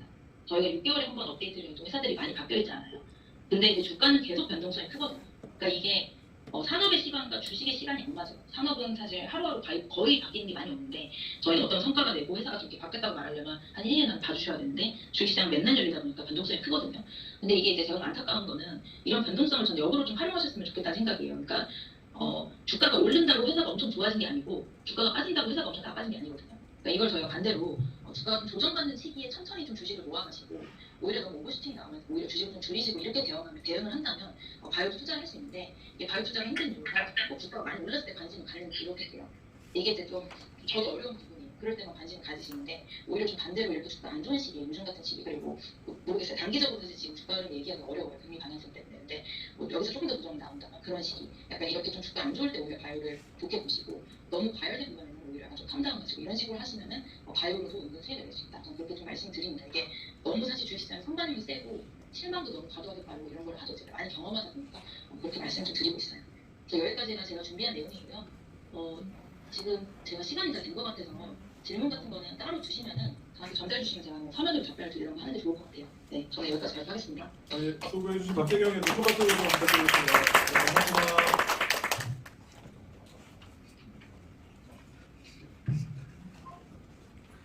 네, 10분 됐습니다. 그다음에 김현수 위원님 발표를 김현수 위원님 준비되셨어요? 예, 안녕하십니까. 저 파일 공유하고 말씀드리겠습니다. 잠시만 기다려 주십시오. 네, 알겠습니다. 그 준비하는 동안 조금만 말씀드리겠습니다. 그 바이오와 관련돼서 아까 마지막에 어떤 식으로 투자하면 좋은가에 대해서 대충 말씀드렸잖아요. 저희 연구원님께서. 저 같은 경우에는 예를 들면 최근에도 뭐 3월, 4월 이제 알티오젠이나 뭐 레고캠 바이오랑 아까 뭐 AB 바이오 이런 걸로 수익을 많이 냈는데 저 어떤 식으로 활용하냐면 예를 들어서 이제 이슈나 테마가 크게 형성되는 거. 매년 1월 달에는 세계에서 제일 큰 JP 모건 S&P 컨퍼런스가 있습니다. 그래서 그거 때문에 한 11월 말부터 관련된 기업 좀 준비하시면 되고, 그다음에 3월에는 또 아마케가 하나 있어요. 그것과 관련해서 초록이 발표되기 전에 좀 준비하셔서 좀 변동성을 활용하고, 그다음에 6월에도 또 미국 아마케 있습니다. 6월 초에. 그다음에 9월이나 10월 되면 유럽 아마케가 있고 이런 거 스케줄 좀 체크하면서 투자하면 조금 더 그 변동성을 활용할 수가 있고. 싹다 목사에서 결정돼가지고 이거 잠깐 한번 닫고 다시 열었어. 지금 사태 같은 건 하나도 안 붙이신 거죠? 네, 앞에 놓쳤는데. 아, 그 네, 뒤에 윤재성님 음성해 주셔야 될 것 같습니다. 유재성 의원님 음소거 좀 부탁드립니다. 죄송합니다. 그러니까 최근에 뭐 ADC라고 하는 글로벌 빅파마들이 그런 것들을 파이프라인을 많이 샀다고 하면서 그런 걸 각광받고 뭐 알테오젠, 레크엠바이오든 뭐 이런 것들이 각광을 받고 있는데 들어보신 분들은 아시겠지만 그게 뭐 대충 이야기하면 이제 암을 타겟하는 유도 미사일 같은 거예요. 한쪽에는 암을 쫓아갈 수 있는 그런 물질을 붙이고 한쪽에는 그 암에 적용을 해가지고 암을 죽이는 그런 것들 붙이고 이런 식으로 하는 거고, ABL 바이오 같은 경우는 대표적으로 이중항체라고 하는 게 뭐 뇌세포에 침투하기 위해서 뭐 그 막을 뚫기가 어려운데 그걸 뚫을 수 있는 기술 이런 것들도 가지고 있고, 그다음에 최근 알테오젠 같은 경우에는 기존에 계약이 돼 있는 거였는데 그게 비공식 계약이 돼 있다가 그 비공식 계약이 머크라는 게 발견되고 이제 그런 것들이 불확실했던 것들이 확실해지면서 그 가치가 더 높게 받고 뭐 이런 것들이 있었죠. 김현숙 연구위원님 준비 혹시 되셨나요? 네, 하겠습니다. 예, 그럼 2차 전지 베스트 애널리스트 김현숙 연구위원님 발표 드려보도록 하겠습니다. 예, 안녕하십니까. 이찬희 담당 김현수입니다. 예, 오늘 함께 해주셔서 감사드립니다. 제가 천연지점 자꾸 찾아뵙는데요. 오늘은 줌으로 좀 말씀을 드리고 혹시 요거 제가 한 15분 하고 항상 해보면 드리는 질문들이 있어서 질문 좀 받고요. 혹시 시간이 좀 부족하면 저희 사면지점 통해서 질문 주시거나 공명재 부장님 통해서 질문 주시면 좀 차후에 답변 드리도록 하겠습니다. 일단 저희 섹터 큰 흐름을 먼저 좀 말씀을 드릴게요. 화면 혹시 안 보이시면 말씀 주십시오. 일단 저희 섹터에 대한 큰 흐름을 볼 때 제일 중요하게 생각하는 지표는 세 가지입니다. 첫 번째는 여기 나와 있는 유리차 판매량이고요. 그리고 두 번째는 지금 넘겨드린 화면에 나와 있는 것처럼 양극재 수출의 흐름입니다. 그리고 세 번째는 여기 나와 있는 정책의 흐름이고요. 이 세 가지를 가지고 저희가 지금 사야 되느냐, 팔아야 되느냐를 판단하고 있습니다. 먼저 전기차 판매량. 전기차 판매량은 지금 부진합니다. 그래서 지금 섹터를 본격적으로 사기에는 무리가 있다고 보고 있습니다. 그리고 두 번째 문단에 두 번째 줄에 써둔 것처럼 미국의 전기차 판매 증가율이 지금 1월에 25% 증가했고요. 2월에 22%, 3월에 19% 증가했습니다. 전방 수요가 20% 내외 증가율이니까 나쁘지는 않습니다. 근데 문제는 눈높이죠. 저희가 기존에 미국은 40% 이상의 성장을 기대했었습니다. 그러니까 연초에 시장 조사기관들이 전망했었던 북미 시장의 성장률 컨센서스가 40% 이상이었고요. 그리고 첫 번째 줄에 나온 것처럼 작년 미국이 55% 증가했습니다. 그러니까 작년에 55% 증가, 그리고 올해는 40% 증가할 거다라는 게 시장의 눈높이였는데, 그리고 그거에 맞춰서 국내 기업들이 연간 사업 계획을 클릭을 했었고요. 그리고 그거 가지고 가이던스를 제시했었죠. 그러니까 지금 좀 장표를 넘겨서 여기 나와 있는, 이따 다시 넘어오겠습니다. 여기 나와 있는 LG 에너지 솔루션 같은 경우도 지금 보면 올해 하반기에 매출이 아주 가파르게 증가하는 것을 전망을 여전히 하고 있습니다. 하반기에 매출 9조 10조, 그리고 뒤에 나와 있는 F&B도 마찬가지입니다. 상반기 매출 1조 초반인데 4분기 매출 1.9조를 보고 있으니까 굉장히 큰 폭의 매출 증가를 기대하고 있는데, 이런 전망치들이 나온 근간에는 당연히 이제 기업들의 가이던스가 있었고요. 그런 가이던스는 그들이 수립하고 있는 사업 계획에 기반한 것이었고, 그들의 사업 계획은 여기 나와 있는 것처럼 첫 번째 줄 작년에 미국이 55% 증가했고 올해도 40%는 증가할 거다라는 것에 기반해서 올해 전망치들이 제시되었습니다. 그런데 여기 나와 있는 것처럼 1분기, 1월, 2월, 3월 미국의 전기차 판매 증가율은 20% 내외로 좀 부진했습니다. 말씀드린 것처럼 전망 수요가 20% 내외면 나쁘다라고 보기는 어려운데, 중요한 건 기존 눈높이에 비해서는 좀 부진했었다는 것이고요. 그리고 여기에는 지금 안 나오는데 왼쪽 배를 봐주시면 여기 나와 있는 EV YY 증가율은 BEV와 PHEV를 합친 겁니다. 그러니까 순수 전기차. 이쪽에 나와 있는 것은 순수 전기차. PHEV는 플러그인 하이브리드입니다. 이 플러그인 하이브리드는 기름 넣고 가는 거예요. 물론 충전을 해도 됩니다만 기본적으로 장거리를 가려면 기름 넣고 가야 합니다. 그리고 이 차량에 들어가는 배터리 용량은 순수 전기차의 10분의 1 수준입니다. 지금 순수 전기차들은 대단 탑재 용량이 70에서 많게는 200kWh까지 들어가는데요. PHEV는 대단 탑재 용량이 10kWh입니다. 그러니까 순수 전기차 100짜리 끼우면 PHEV는 10짜리 끼운다. 그래서 배터리 섹터 입장에서 BEV가 많이 증가하느냐고. 근데 이 두 번째 그룹에 나와 있는 미국의 1월 전기차 판매 증가율 2월 4월 이거는 PHEV와 BEV를 합치는 겁니다. 그러니까 저걸 합친 기준으로 요만큼 증가했다는 거라서 우리 입장에서는 BEV가 증가한데 BEV는 8% 증가했습니다. 그러니까 1분기 합치면 1월, 2월, 3월 합치면 YY 8% 증가했다는 거죠. 아까 서두에 말씀드린 것처럼 연초에 기대했었던 건 최소 30에서 40%는 성장한다는 것이었는데 그거 대비는 좀 부진한 상황입니다. 미국이요. 그리고 오른쪽은 유럽입니다. 유럽은 먼저 성장을 했었죠. 2020년, 21년에 먼저 가파르게 증가를 했었고 그때 대비해서 이미 시장이 커져 있기 때문에 올해 큰 폭의 성장은 아니고 한 15%에서 20% 정도의 성장을 전망하고 있었습니다. 그런데 여기도 마찬가지로 BEV 기준으로 보면 증가율이 1분기에 4%밖에 안 나왔습니다. 그러니까 좀 정리를 하면 일단 저희가 아까 맨 처음에 세 가지 지표를 보고 향후에 저희가 이제 산업을 볼 때 판단을 한다고 말씀드렸고 향후에 이제 돌아가셔서 2차 전지 섹터에 대해서 판단을 하실 때고 세 가지 지표를 보시면 좋은데 그중에 첫 번째는 전기차 판매량은 부진하다라는 것이죠. 1분기 미국이 8%, 유럽이 4% 증가했습니다. 연초에 기대했던 건 미국 30 이상, 유럽 10 이상이었기 때문에 그거 대비해서는 부진한 상황입니다. 그리고 두 번째 지표, 저희가 배터리 섹터 볼 때 중요하게 생각하는 지표 중에 두 번째로 봐야 될 건 이제 양극재 수출입니다. 특히나 양극재 수출 그러니까 금액 기준으로 양극재 수출이 얼마나 잡히느냐 이게 물론 그것도 중요합니다만 그것보다 조금 더 주가와의 상관성이 높은 건 양극재 수출 중량이다. 이게 왼쪽 그래프에 나와 있는 것인데요. 이게 배터리 업황을 제일 잘 대변해줍니다. 왜 그러냐면 양극재 수출이니까 당연히 뭐 미국이나 유럽으로 가는 것들에 대한 지표인데요.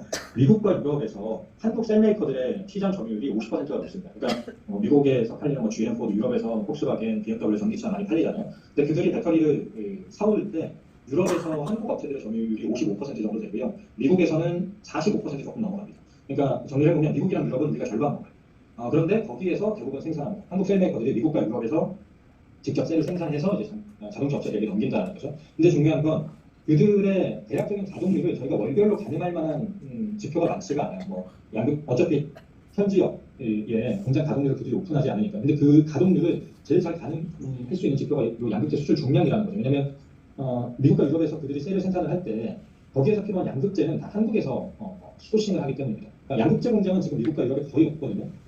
현재는 아예 없습니다. 현재는 제로고 향후에 조금 만들겠다라고 하는 거고 현재는 아예 제로입니다. 그래서 그들이 현지에서 셀을 생산할 때 한국에서 소싱을 하는 건데 그러다 보니까 여기 나와 있는 대로 한국의 양극재 수출 물량, 금액이 아니라 중량 기준 추이를 보면 미국과 유럽의 셀메이커들의 가동률, 나아가서는 전기차 업황을 대략적으로 느낄 수가 있는 거죠. 그래서 이게 여기 왼쪽에 나와 있는 것처럼 2018년 이후로는 추세적으로 증가했습니다. 물론 한두 달씩 빠진 적은 있는데 3달 연속으로 빠진 적은 한 번도 없고요. 그리고 빠질 때도 그 하락폭이 20%를 넘긴 적이 없습니다. 그리고 이것과 주가와의 상관성이 굉장히 높았죠. 저희가 배터리 섹터 주가 상승의 사이클을 보통 2018년부터 얘기를 하거든요. 그때 포스코 캐치요. 그때 당시 포스코 케미칼이었죠. 포스코 케미칼이 굉장히 큰 폭으로 먼저 상승했고 에코프로, LNF, 뭐 LG, 그 당시 LG 화학, 삼성 SDI 다 그때 다 상승을 했는데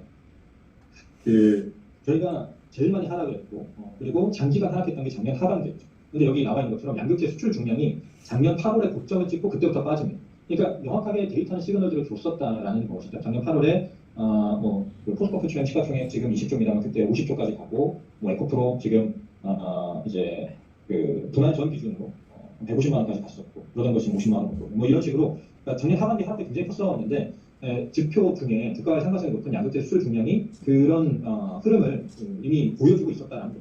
그러니까 8월에 고점 찍고 9월, 10월, 11월, 12월 4개월 연속으로 감소했었고 하락폭도 거의 반토막 났었습니다. 근데 중요한 건 여기 좀 반등했다는 거죠. 올해 들어서 1월, 2월에 보시면 1월에 MOM으로 32% 증가했었고요. 2월에 8% 증가했습니다. 물론 최근 나온 3월 지표는 거의 플랫이긴 했어요. 4% 감소했으니까 뭐 거의 플랫인데 일단 1월, 2월, 3월을 보게 되면 확실히 전분기 대비해서는 올라와 있고 월별 기준으로도 조금 올라오고 있다는 것입니다. 그래서 양극재 수출 중량을 보게 되면 미국과 유럽에 있는 그 한국 셀메이커들의 가동률이 바닥을 찍고 좀 올라오고 있는 시그널로 해석 가능하다는 것이죠. 그런데 이게 추세적으로 계속 끌고 갈 수 있느냐? 재고 축적 수요, 지금은 이게 재고가 바닥을 찍은 거니까 재고 축적 수요가 증가하면서 반등이 나오고 있는 건데 이게 하반기까지 계속 양극재 수출 중량이 증가할 수 있느냐? 작년, 재작년처럼요. 작년, 재작년 보면 뭐 한두 개월 빠지다가 다시 추세적으로 올랐었잖아요. 근데 그랬던 것처럼 이번에도 그럴 수 있냐? 그거를 가능하려면 다시 첫 번째 장표로 넘어와서 이게 정말 전기차가 잘 팔려야 당연히 가동률도 계속 올라가고 양극재 주문량도 늘어날 거잖아요. 근데 전방 수요를 보게 되면 아직은 그런 확신을 얻기가 어렵다는 것이죠. 그래서 세 번째 줄에 써둔 것처럼 일단은 연초, 그러니까 최근 3개월을 보면 재고 축적 사이클에 들어서면서 주문량이 좀 늘어나는 모습들이 보입니다. 그러면서 마침 메탈 가격도 최근에 반등을 했잖아요. 뉴스 많이 보셨겠지만 뭐 리튬 판가 올랐다, 니켈도 올랐다 이런 얘기들 나오죠. 그러면서 경제적인 지표가 좀 올라온 건 사실인데 세 번째 줄에 뒷부분에 써둔 것처럼 이게 수요 사이클로 연결될 수 있냐? 이거는 우리가 첫 번째 장표를 통해서 확인을 해야 되는데 첫 번째 장표에 나와 있는 것처럼 아직 수요가 약하기 때문에 재고 사이클이 수요 사이클로는 연결되지 못하는 모습입니다. 그럼 여기서 어떻게 해야 되느냐? 지금 주가가 많이 빠져 있잖아요. 그리고 눈높이도 많이 낮아져 있습니다. 그런 상황에서 그래도 재고는 좀 축적해 나가는 과정에서 주문량이 좀 늘어나고 있으니까 단기 대응 정도는 가능하다는 거죠. 그 뒤에 실적 테이블로 아까 말씀드렸던 거 넘어가서 말씀드리면 여기 실적 테이블에 나와 있는 대로 LG 엔솔이 작년 평균 매출이 분기 평균 매출이 1분기에 나오면 8.7조, 2분기 8.8조, 3분기 8.2조. 그러니까 분기 평균 매출이 다 8조가 넘어섰습니다. 그런데 올해 1분기 이번에 정경 실적 나온 거 보면 6조였죠. 그리고 2분기도 이게 그저께 일정돼서 아직 일변이 안 된 숫자인데 7조 이상을 보다가 이번에 6조 후반으로 낮췄습니다. 한 10% 정도 하향 조정했습니다. 그리고 하반기도 한 10%씩 하향 조정했고요. 그래서 지금 작년 8조 대비 지금 분기 평균 매출 사이즈가 굉장히 줄어들어 있는데 근데 중요한 건 이제 하반기 눈높이가 굉장히 높다라는 겁니다. 낮췄다라고 하지만 여전히 하반기에 9조 원 내외, 10조 원 내외를 보고 있거든요. 그러니까 1분기 6조대에서 4분기 10조 정도로 본다는 거니까 거의 70% 정도의 매출 증가를 보고 있다는 겁니다. 에코프로 비행도 마찬가지예요. 에코프로 비행은 이번 주 금요일에 돌아오는 주 금요일에 실적 발표를 하는데요. 1분기 매출이 1조 보고 있고 컨센도 그 정도입니다. 그런데 4분기에 1.9조 이상 보고 있으니까 거의 2배 증가를 보고 있죠. 그렇게 보고 있는 이유는 상반기에 미국 전기차가 좀 부진하지만 시간이 지나면 하반기에 GM도 그렇고 LG 엔솔도 그렇고 그들이 계획하고 있는 바로 하반기에 신차 나오면서 잘 팔릴 거기 때문에 큰 폭의 매출이 있을 거라는 걸 전제하고 있기 때문이거든요. 그런데 지금 그게 좀 가능성이 점점 낮아지고 있다는 거죠. 그래서 주가 측면에서는 그럼 어떻게 대응하냐? 단기적으로 6월에 신차 앞두고 있기 때문에 그리고 여기 나와 있는 것처럼 재고 축적 수요 사이클이 단기적으로 있기 때문에 단기 트레이딩은 가능하다고 보고 있습니다. 그래서 이 국면에서 6월 같은 경우는 단기적으로 좀 반등 가능성이 있다는 점에서 그 시기에 가격적으로 좀 매력적인 기업들, 삼성 SDI라든지 그리고 포스코 퓨처나 에코프로 비행은 20조 원 내에서 지금 시가총액 20조 원 다시 넘겨서 최근에 좀 올랐는데 20조 원 언저리에서 사서 20조 원 중반에 한 그런 정도의 대응만 가능한 시기라고 보고 있습니다. 그렇게 좀 단기적으로 보는 이유는 방금 말씀드린 것처럼 일단 전기차 판매가 부진하기 때문이고 그리고 가장 근본적으로는 정책 기조가 이전과 달라졌기 때문입니다. 아까 저희 산업을 볼 때 세 가지 지표 봐야 된다고 말씀드렸는데요. 첫 번째 전기차 지금 좀 약합니다. 두 번째 양극재 수출 중량 바닥 찍고 좀 올라왔습니다. 1대1이잖아요. 근데 마지막 정책은 확실히 이전보다는 좀 약화됐다는 거죠. 그래서 지금은 저희가 2018년 이후로 갔었던 빠질 때마다 사자. 저뿐만이 아니라 그 시기에는 애널리스트들 대부분이 이런 식으로 주가 하락이 크면 그때마다 사자라고 했었거든요. 근데 작년부터 저희가 좀 손 조절이 필요하다고 봤었던 가장 근본적인 이유는 이것 때문입니다. 여기 보시면 아시겠지만 2015년에 폭스바겐 디젤 게이트 터졌고요. 그리고 2016년에 파리 협약이 발효됐고 그러면서 본격적으로 탄소 중립에 대한 논의가 확장되었죠. 북유럽 국가들이 2017년에 탄소 중립 선언했고 2018년에 영국, 프랑스, 중국 등이 영국, 프랑스는 2050년 탄소 중립, 중국은 2060년에 탄소 중립하겠다고 선언을 했습니다. 그리고 2019년에는 유엔이 다 같이 탄소 중립하자라고 하면서 2050년에 탄소 중립 선언했었고요. 2020년에는 유럽이 전기차 보조금을 확대했었고 결정적으로 2021년에 바이든이 취임하면서 미국이 다시 파리 협약에 복귀를 했었습니다. 트럼프 때 파리 협약 탈퇴했었잖아요. 바이든 취임하고 제일 먼저 했던 게 파리 협약 복귀였죠. 그리고 2022년에 IRA 법안이 통과되면서 저희가 정책적으로 굉장히 큰 수혜를 기대할 수 있었던 상황이었습니다. 그게 2022년까지 갔었고, 근데 2023년 들어서면서 조금씩 급락이 나타나죠. 근데 2023년 바로 직전에 2022년 말에 영국의 전기차 보조금이 폐지가 됐고요. 2023년에는 독일의 전기차 보조금이 폐지가 됐고, 그리고 여기 나와 있는 것처럼 유로7의 도입이 연기가 됐습니다. 이게 굉장히 큰 부분인데, 유럽의 이제 배기가스 규제 도입이 연기됐다는 거죠. 그러니까 좀 더 강화되는 배기가스 규제 도입이 연기됐고, 그리고 최근에 발표된 건 규제가 완화됐습니다. 근데 올해 들어서 바이든도 역시 연비 규제를 완화했죠. 여기 이제 최근 한 달 사이에 나타났던 겁니다. 그러니까 절대 거꾸로 가진 않을 건데, 현재중립이라고 하는 것이 거꾸로 가진 않을 건데, 지금 보면 그들의 상황이 너무 안 좋다는 거죠. 미국에서 보면 포드가 연간 순이익이 13조 나오는 회사인데 전기차에서 7조 적자났고요. 유럽에서는 내연기관차 시장에서는 중국 업체들의 점유율이 최고죠. 그런데 요 전기차 시장에서는 유럽 내에서 중국 업체들의 점유율이 이제 20%를 넘어가는 목전에 있습니다. 그러니까 이게 이들이 탄소 중립하려고 봤더니 전기차 키우려고 봤더니 지금 리스크가 너무 커지고 있다는 거예요. 자국 기업들 상황이 너무 안 좋아지고 있다는 거예요. 그래서 속도 조절 기조가 뚜렷하다는 거고요. 10년을 본다라고 하면 탄소 중립이라고 하는 것이 분명히 진행이 되어 있을 겁니다만 우리가 지금 10년 후에 생각하는 이 전기차 출출이 거의 미국이랑 유럽은 뭐 100% 갈 수 있거든요. 이걸 전제하고 저희가 밸류에이션을 해왔었었는데 그게 상당히 이제 어려워졌다는 거예요. 그래서 지금은 굉장히 짧게 볼 수밖에 없고 이전처럼 빠지면 사서 2배 이상 볼 수 있는 그런 시기는 아니라고 생각합니다. 그래서 말씀드린 것처럼 지금은 굉장히 배터리 섹터는 좀 조심스럽게 저희가 여전히 비쌉니다. 에코프로비엔 PER 150배 정도 되고요. 뭐 제가 좋아하는 SDI도 지금 싸다라고 보는 상황은 아니에요. PER 20배 넘는 상황이에요. 그래서 이런 기업들을 지금 바이앤홀드하기보다는 단기적으로 지켜왔을 때 나올 때 트레이딩할 수밖에 없는 상황이라고 보고요. 단기 트레이딩하기 좋은 가격대에 있는 기업들이 지금 삼성 SDI 그리고 20주 언더에서 에코프로비엔 코스피죠. 그리고 지금 말씀은 안 드렸지만 최근에 이제 실적이 좀 좋아지는 흐름이 보이는데 솔브레인 홀딩스와 롯데에너지 어떻게 됐어요.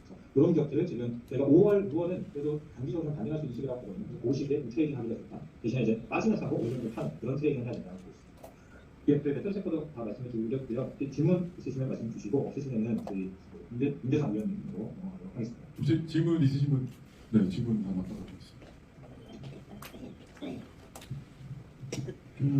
LG 에너지 솔루션하고 에코프로하고 합병설이 있는데 그것이 어느 정도 아시는지 그거에 대해서 설명 좀 해주시면 안 되겠습니까? 위원님 들리시나요? 그 제가 드린 게 지금 LG 에너지 솔루션과 에코프로의 합병이라고 말씀 주신 예, 거습니까? 예, 맞습니다. 그것은 아닙니다. 그런 것은 진행되고 있지는 않습니다. 뭐 그런 얘기들이 뭐 어디서 나오는지 잘 모르겠는데 저는 진행되고 있는 내용은 아니에요. 또 궁금한 거 있으신 분 있나요? 궁금한 거? 네. 테슬라에서 LG 에너지 솔루션에 수주를 줄 거라는 예상을 한다 이렇게 제가 읽어본 게 있는데 그게 정확한지 예. 그 테슬라는 이미 LG 에너지 솔루션과 거래를 하고 있습니다. 원통형 전지를 테슬라가 LG 엔솔로부터 받아가고 있고요. 전체 매출에서 지금 20%가 테슬라로 이미 나가고 있습니다. 근데 아마 뭐 보셨다라는 건 유추컨대 이제 추가로 뭐가 더 나올 수 있다는 얘기인 것 같습니다. 이미 메인 고객, 그러니까 메인 벤더죠. 테슬라의 배터리 메인 벤더 중에 하나가 LG 엔솔이기 때문에 추가로 배터리 주문 양이 더 나오는 것은 정해진 수준입니다. 맞습니다. 또 궁금한 거 있으신 분 있나요? 네, 없으시면 여기까지 하도록 하겠습니다. 일요일날 김현수 의견 수요원해 주셨는데 큰 박수 좀 부탁드립니다. 감사합니다. 고맙습니다. 감사합니다.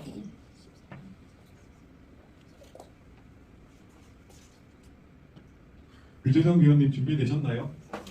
예, 저 준비됐습니다. 제가 화면 띄워드릴까요? 예, 그 페이지 말씀드릴게요. 네, 잠시만요.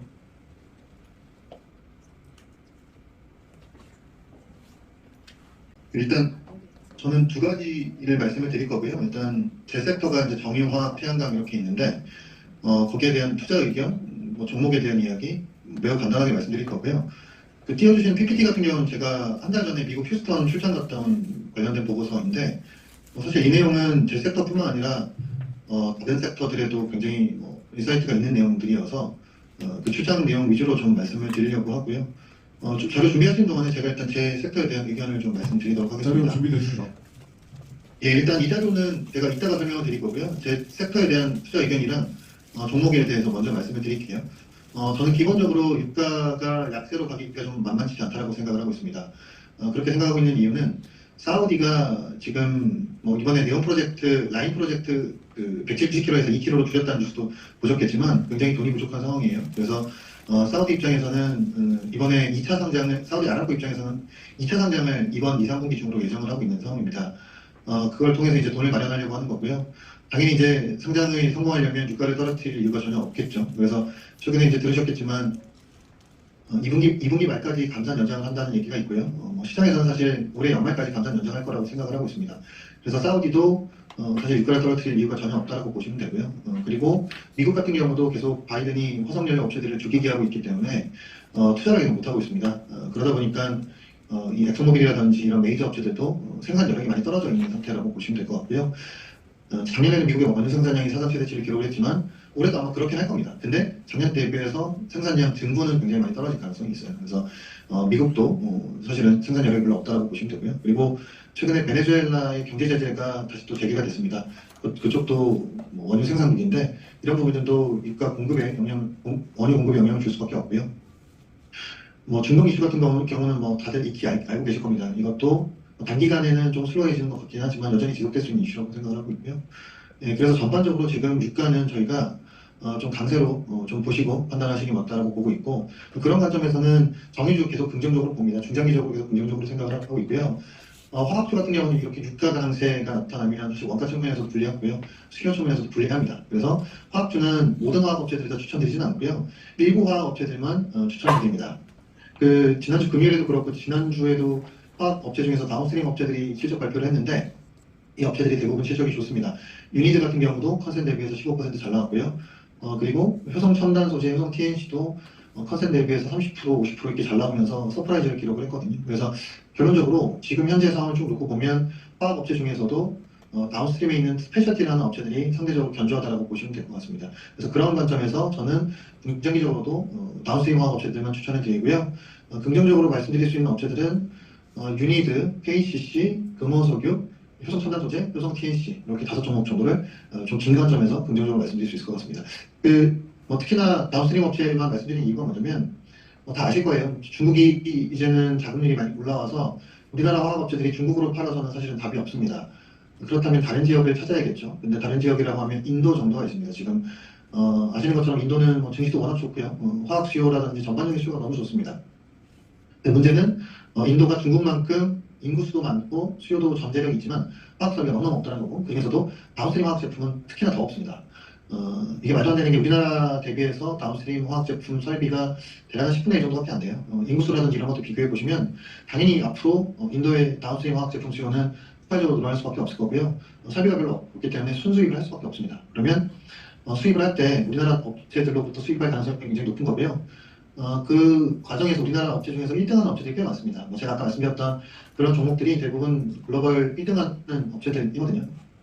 그래서 인도 수입이 늘어날 때 인도로 보낼 수 있는 확률이 굉장히 많이 올라갈 수밖에 없겠죠. 그리고 실제로 인도양 비중이 늘어나는 게 데이터로도 확인이 되고요. 그래서 결론적으로 화학업체들 중에서도 차별화가 진행될 거라고 보고 있고 그런 관점에서 다운스트림 화학업체들만 가피로 추천드립니다.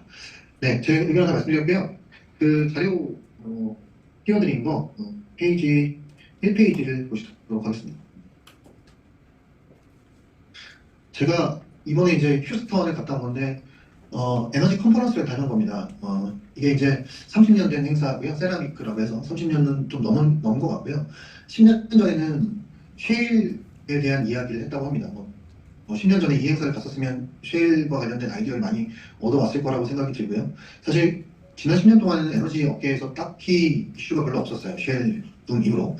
근데 2022년에 전쟁이 나면서 다시 에너지 업계에는 화두가 등장하기 시작했습니다. 그게 에너지 트랜지션에다가 에너지 안보까지도 더해지기 시작을 한 거죠. 그래서 10년 만에 저희가 에너지 업계에 큰 변화가 나타나기 시작을 했는데 이 행사에 참가하시는 분들이 보면 글로벌 에너지 업계 CEO들입니다. 엑선모빌, 쉐브론, 사우디 아람코 그리고 가스 업체들도 있고요. 전력 생산 업체들도 있다라고 보시면 됩니다. 그 이외에도 그 메탈 관련된 전기차도 얘기했지만 전기차에 대한 이야기도 있고요. 이 에너지 시장과 관련된 전반적인 얘기를 다루는데 작년에는 무슨 얘기들이 많았냐라고 하면 신재생 에너지라든지 혹은 전기차의 허들에 대한 얘기가 많았습니다. 근데 올해는 그런 얘기가 쏙 들어갔고요. 오히려 이 후성연료 업체들의 자신감들이 굉장히 많이 붙은 그런 모습들이 보였고요. 그게 이제 어떻게 보면 외부 환경이 크게 변화했기 때문이라고 생각이 듭니다. 일단 첫 번째로 아시겠지만 금리 환경이 굉장히 많이 변했죠. 금리가 올라가면서 사실 신재생 프로젝트들이 수익성이 나지 않습니다. 최근에 지난주에 하나솔루션 실적 혹시 보신지 모르겠지만 굉장히 부진했고요. 태양광 풍력 업체들 전반적으로 주가 퍼포먼스 좋지가 않죠. 금리 올라가면서 전반적으로 수익성이 나빠지기 때문이라고 보시면 되고요. 전기차 업체들도 앞서서 이제 김현수 의원이 얘기했지만 속도 조절에 들어가는 모습들이 보이기 시작을 하죠. 그래서 금리 환경이 바뀌면서 저희가 신재생이라든지 전기차 쪽이 생각했던 것보다 속도가 그렇게 빨리 올라오지 못하는 상황이라고 보시면 될 것 같고요. 거기다 또 하나 굉장히 많이 변화한 게 AI 때문에 전력 수요가 급증하고 있는 상황이죠. 전력 수요가 10년, 20년 동안 미국에서 전력 수요가 플랫했었는데 갑자기 전력 수요가 폭증하기 시작하다 보니까 안정적인 전력 공급이 필요해진 상황이 됐다고 보시면 됩니다.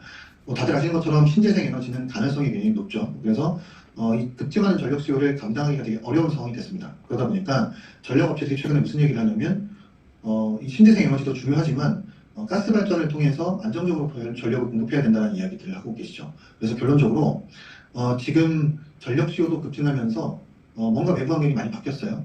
그런 과정에서 이 화석연료 업체들이 굉장히 자신감이 북돋아지는 상황인 것 같고요. 그래서 금리 환경 변화와 최근에 전력 수요 급증 이런 부분들이 이 이 에너지 업체들의 자신감이 많이 북돋았다라고 보시면 되고, 그래서 이번 행사에서 이제 얘기하는 내용들을 쭉 보면 2030년도에 원유 수요가 피크아웃할 거라고들 얘기를 하시는데 그럴 것 같지 않다라고들 보시는 것 같아요. 네.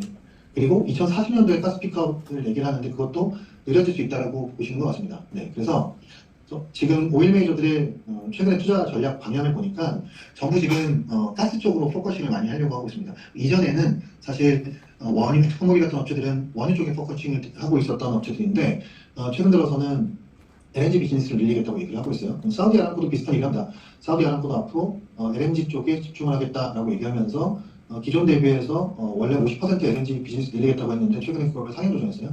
60%까지 상향 조정을 했고요. 그래서 오일 메이저들이 이제는 전력 수요 급증 과정에서 가스 발전 쪽으로 돌파구를 잡은 것 같고요. 그래서 LNG 비즈니스를 확장하려고 굉장히 많이 노력을 하고 있는 상황이라고 보시면 됩니다. 그리고 이제 유럽 업체들 같은 경우는 쉘이라든지 BP, 토탈 뭐 이런 업체들인데요. 이런 업체들 같은 경우는 예전에는 신재생 에너지를 키우려고 노력을 많이 했어요. 근데 최근에 이 행사를 통해서 이제 들어본 결과 좀 속도 조절 많이 한 것 같습니다. 신재생 에너지 좀 줄이고 해석연료 조금씩 늘려가는 쪽으로 가닥을 잡은 상황인 것 같습니다. 그래서 이게 지금 유럽 업체들도 신재생 에너지에 포커싱을 많이 하려고 하다가 최근에는 스탠스가 많이 바뀌었다라는 거죠. 그래서 이 전반적으로 지금 석탄연료 업체들이 예전 대비해서 자신감이 많이 붙은 것 같고 전략의 변화가 나타나고 있다라고 생각하시면 될 것 같고요. 그게 가장 핵심이 가스 발전을 확대하기 위해서 LNG 비즈니스를 늘리는 거라고 생각하시면 됩니다. 그리고 이제 이 가스를 가지고 계기를 하고 거기에다가 CCS를 붙이면 블루수거가 나오고요. 그리고 블루수거를 가지고 아모니아까지도 만들 수가 있습니다. 그리고 최근에 보면 이 아모니아를 들여다가 혼소하겠다고 하는 업체들도 최근에 많이 늘어나고 있는 상황이거든요. 우리나라도 보면 아모니아 혼소하겠다고 하는 많이 늘어나고 있습니다. 그래서 이 가스 비즈니스를 기반으로 해서 에너지 업체들이 블루소소 블루 아모니아 프로젝트까지도 지금 계획을 하고 있는 상황인 것 같아요. 여기서 저희가 이제 생각해 볼 수 있는 아이디어는 조선 쪽이죠. 최근에 LNG선 발주가 많이 나오고 있고 아모니아선 발주도 나온다고 하면서 최근에 조선업체들이 주가가 좋잖아요. 아마 이런 트렌드는 꽤 오래 지속될 가능성이 높습니다. 왜냐하면 앞서 말씀드린 것처럼 글로벌 오일 메이저들이 이쪽으로 포커싱을 하겠다고 얘기하고 실제로 투자를 하고 있기 때문이라고 보시면 될 것 같아요. 그래서 이 조선 쪽 같은 경우가 이런 전반적인 변화에 있어서 수혜를 볼 수 있다고 생각을 하고 있고요. 그리고 가스 발전하든지 혹은 아모니아를 만들고 블루수소를 만든다고 하면 탄소 포집 장치가 들어가야 됩니다. 그게 이제 CCS라든지 DHC 설비를 의미한다고 보시면 되는데요. CCS나 DHC 쪽으로 우리가 원재료를 공급해주는 업체가 유니드라고 보시면 될 것 같습니다. 그래서 제가 최근에 유니드 보고서를 계속 많이 쓰고 있는데요. 이게 이제 단순히 실적이 좋아져서 뿐만 아니라 글로벌리 CCS 프로젝트라든지 DHC 프로젝트 같은 탄소 포집 프로젝트 자체가 엄청나게 많이 늘어날 가능성이 있고 거기에다가 유니드는 원재료를 공급할 수 있는 위치에 있기 때문에 제가 보고서를 계속 쓰는 건데요. 특히나 이제 유니드의 이 탄소 포집 시장에 있어서의 원재료 공급에 있어서의 MS는 40% 정도 됩니다. 당연히 밸류에이션이 향후에는 중장기적으로 올라갈 수 있는 가능성이 있겠죠. 그래서 유니드 긍정적으로 말씀드리고요. 그리고 이제 또 하나는 예전에는 건설주 같은 경우가 그 해양 플랜트라든지 조선도 마찬가지고요. 해양 플랜트 관련해서 이제 수주가 나오기 시작하면서 한번 사이클이 왔었는데 이제는 에너지원이 변화하는 국면으로 들어가죠. 그래서 저희가 생각해봐야 될 게 아모니아 플랜트를 짓는다든지 LNG 이 수출입 플랜트를 짓는다든지 이런 새로운 에너지원에 대한 건설 수요가 늘어날 가능성이 있습니다. 탄소 포집 장치도 마찬가지일 거고요. 그래서 이 건설업체들 중에서 이렇게 탄소 포집이라든지 LNG 플랜트 이런 것들을 짓는 업체들도 저희가 투자 아이디어로 생각해 볼 수 있을 것 같아요. 그래서 건설업체들도 긍정적으로 보실 수 있을 것 같고요. 그리고 가스 발전을 늘린다라고 하니까 가스 발전소에 터빈을 공급하는 업체들도 긍정적으로 보실 수 있을 겁니다. 근데 이제 이거는 우리나라 업체들 중에서 많지는 않은 것 같고요. 글로벌 업체들 중에 괜찮은 업체들이 많죠. ABB라든지 지멘스, GE 그리고 GE가 최근에 회사가 3개로 분할이 됐어요. 근데 그 중에서도 GE 베르노바라는 회사가 있습니다. 이 회사가 이 터빈 쪽 주관 업체인데 이런 글로벌 터빈하는 업체들도 저희가 중장기적으로 긍정적으로 보실 수 있을 것 같고요. 그래서 이게 저희가 에너지 트랜지션이라고 하면 보통 이제 국내 투자자들은 주로 신재생 에너지라든지 전기차만 생각을 하시는데요. 이게 이제 현실적인 문제에 부딪히기 시작한 거예요. 수익성도 안 나왔고, 이런 현실적인 문제에 부딪히기 시작을 했죠. 그래서 아마 중간 단계가 필요해지지 않나 싶습니다. 그게 가스 발전이라든지 블루수소, 블루아모니아 이런 단계가 될 것 같고요. 그 과정에서 저희가 다른 섹터에도 긍정적으로 반응할 수 있는 업체들이 분명히 있지 않겠나라고 생각하고 있고, 그런 종목들은 그런 섹터들은 제가 아까 쭉 말씀드렸던 그런 섹터들이 될 것 같습니다. 그리고 이제 저희가 한번 생각해 보시면, 전력기기 섹터가 20년 만에 사이클이 왔다고 하는데요. 전력기기 섹터가 20년 만에 사이클이 온 게 결론적으로 생각해 보면 탈탄소도 해야 되고 그리고 전력 수요가 늘어나다 보니까 생긴 현상이라고 보시면 되는데요. 똑같은 로직으로 다른 섹터들도 분명히 이 수혜를 볼 수 있는 업체들이 있을 거라고 생각을 하고 있습니다. 그래서 전반적으로 이 에너지 트랜지션에 대한 속도 조절 과정에서 저희가 생각해볼 만한 업체들이 많다라고 보고 있고요. 그런 아이디어를 기반으로 해서 공부를 좀 해보시면 좋지 않을까라고 생각하고 있습니다. 저희가 디테일하게 이제 추가적으로 어떤 회사들이 수혜를 볼 수 있을지에 대해서는 나름대로 연구를 하고 있고요. 그런 부분들은 추후에 보고서를 통해서 한 번 더 확인하실 수 있을 것 같습니다. 그래서 지금 제가 오늘 통해서 말씀드린 거는 전반적인 아이디어에 대해서 말씀드린 거고요. 저희도 이제 노력 많이 해보겠지만 개인적으로도 생각을 많이 해보시면 좋은 종목들 골라내실 수 있을 거라고 생각하고 있습니다. 그래서 향후에 보고서 좀 기대해 주시면 좋을 것 같고요. 네, 이 정도로 제 설명 마치도록 하겠습니다. 이상입니다. 수고해주신 윤재석 의원님 큰 박수 좀 부탁드리겠습니다. 혹시 질문 있으신 분 있나요? 질문 받으실 시간 있나요, 의원님? 예, 시간 있습니다. 말씀 주세요. 질문 있으신 분 있나요? 질문 있으신 분? 네, 질문 없으시면 이걸로 마치도록 하겠습니다. 의원님 감사합니다. 네, 감사합니다. 네.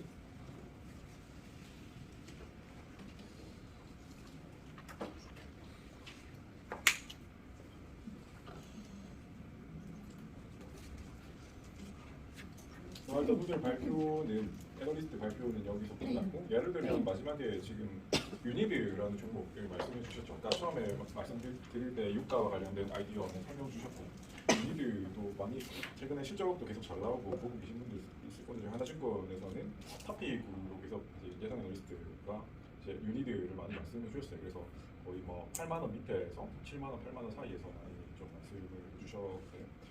최근 실적이 잘 나오고 있고 탄소포집과 관련된 아까 그런 비즈니스가 되면서 천연가스 등 이런 것들이 되면 그쪽에 전부 다 탄소포집과 관련된 것들이 붙기 시작했거든요. 그리고 글로벌 그쪽에 큰 업체들이 계속 그쪽으로 증설을 지금 정확하게 기억 안 나서 10년인가 계속 키우고 있습니다. 그래서 앞으로 기대적으로 커져갈 거죠. 아까 설명했던 게 유니드가 글로벌에서 점유율이 40% 되고 1위 기업이라서 일단 보고 있는 거고 그렇습니다. 그리고 하반기에도 예전에 2019년에 삼성바이오로스랑 SLPB온 해가지고 그때 당시가 바이오시밀러 막 시작되고 그럴 때 그때 설명해서 그걸로 수익을 많이 했는데 그 다음으로 좀 그것과 약간 비슷하면서도 다른 비즈니스를 하고 있는 ST팜입니다. 요거는 지금 얼마 전에 서울대학교 투자연구 동아리에서 좀 분석해 놓은 걸 좀 설명드리기 편할 것 같아서 가져왔고 하반기부터 조금 성장이 가능할 수 있을 것 같다라는 이야기가 나오고 있고 ST팜 같은 경우에는 글로벌에서 굉장히 잘하는 것 중에 하나가 RNA와 관련된 건데 예전에 코로나 때 RNA 관련된 치료제들이 되게 이야기가 많았잖아요. 그래서 그것과 관련된 것을 거의 원스톱으로 다 하고 있고 관련된 것들이 계속 이제 파이프라인들이나 다른 기업에서 나오고 있고 이걸 대신 이제 만들어주는 거죠. 만들어주는 건데 지금 연구 개발부터 판매까지 뭐 이런 것들 판매하기 전까지 이런 것들을 만들어주는데 지금 RNA 치료제 관련된 원료 공급 체인을 보면 여기 뉴클레오사이드를 만들어서 그다음 이거를 아미다이트 이렇게 만들고 그다음 올리고 뉴클레오타이드 이렇게 만들고 그다음에 이제 거기 맞게 RNA 치료제를 만드는데 이거 각각 하는 회사들이 밑에 있습니다. 근데 이거를 한꺼번에 다 할 수 있는 회사가 ST팜이고 글로벌에서 캐파도 1, 2위 하고 있고 이게 지금 차트를 보면 예전에 코로나 때 확 올랐다가 커졌다가 다시 좀 반등을 시작하는 국면이고 하반기 되면 관련된 치료제가 필요한 기업 중에 좀 허가가 될 만한 기업들이 조금씩 나올 수도 있을 것 같다 이런 것들 때문에 아까 박재경 의원님이 처음에 말씀하신 것 중에 CMO 관련된 기업 중에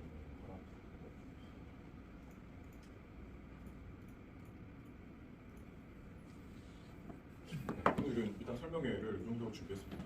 이 정도 준비했고 아까 처음 못 오셔서 사실 오신 분들 중에 채권을 모시는 이런 분들도 있긴 하셨는데 아까도 처음에 간단하게 말씀드린 것처럼 지금 여기 잘 보이시는지 모르겠는데 일단 미국 기준으로 소비자 물가 지수가 3.1까지 예전에 한 8, 9까지 올라갔었죠. 그러다가 지금 3.1까지 떨어졌다가 다시 약간 3.5로 반등하고 이스라엘 이란 전쟁이 나고 유가가 오를 가능성 이런 것들이랑 그다음에 미국에서는 이제 금리를 오르고 내릴 때 중요하게 보는 중앙은행에서는 이제 크게 두 가지를 보잖아요. 고용이랑 물가.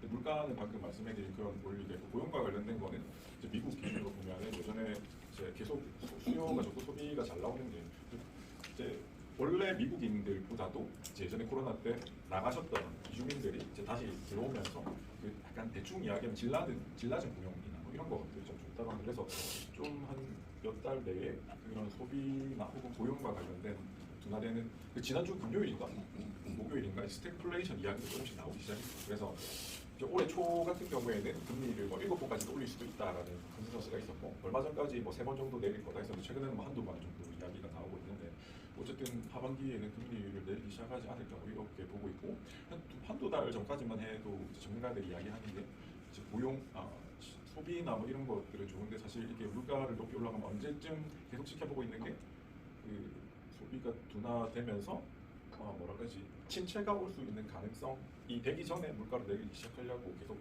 예의주시하고 있다고 하긴 하더라고요.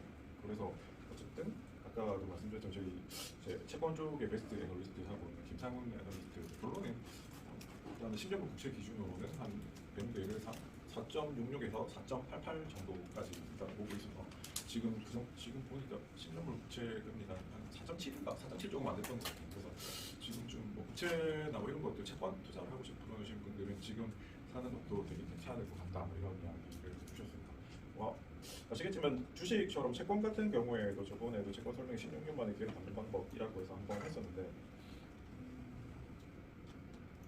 이게 그때 조금 했던 자료긴 한데 11월 말에 그 채권이라고 하면 배당을 받죠. 배당을 받고 그다음에 주식처럼 시세 차익이 나는데 배당만 받는 게 아니라 금리가 떨어지면 채권 가격이 오르기 때문에 처음 샀을 때보다 나중에 갖고 있는 상태에서 금리가 떨어지면 그만큼 채권 가격이 오르기 때문에 채권 가격을 처음에 샀을 때보다 더 비싸게 팔 수가 있어서 이제 거기서 세금이 없는 시세 차익이 나오는데 이제 그때 이제 미국 10년물 국채 기준으로 5%대 그때부터 해가지고 지금 한 2달 만에 한 1.2%포인트 떨어졌으니까 이게 한 12% 정도 시세 차익이 났던 거고 이게 보통 우리가 투자할 때 보면 변곡점에서는 좀 다른 때보다 빠르게 단기적으로 조정됐다가 그 다음에 어느 정도 많이 올라오면 다시 약간 반대가는 흐름이 생깁니다. 그래서 실제로 글로벌 이제 큰 운용사들은 저런 식으로 2달 만에 투자를 수익을 많이 내서 저런 식으로 투자를 많이 하기 때문에 이런 것들이 이제 저거는 굉장히 제 입장에서 보면 굉장히 뚜렷하게 보이는 시그널이 되거든요.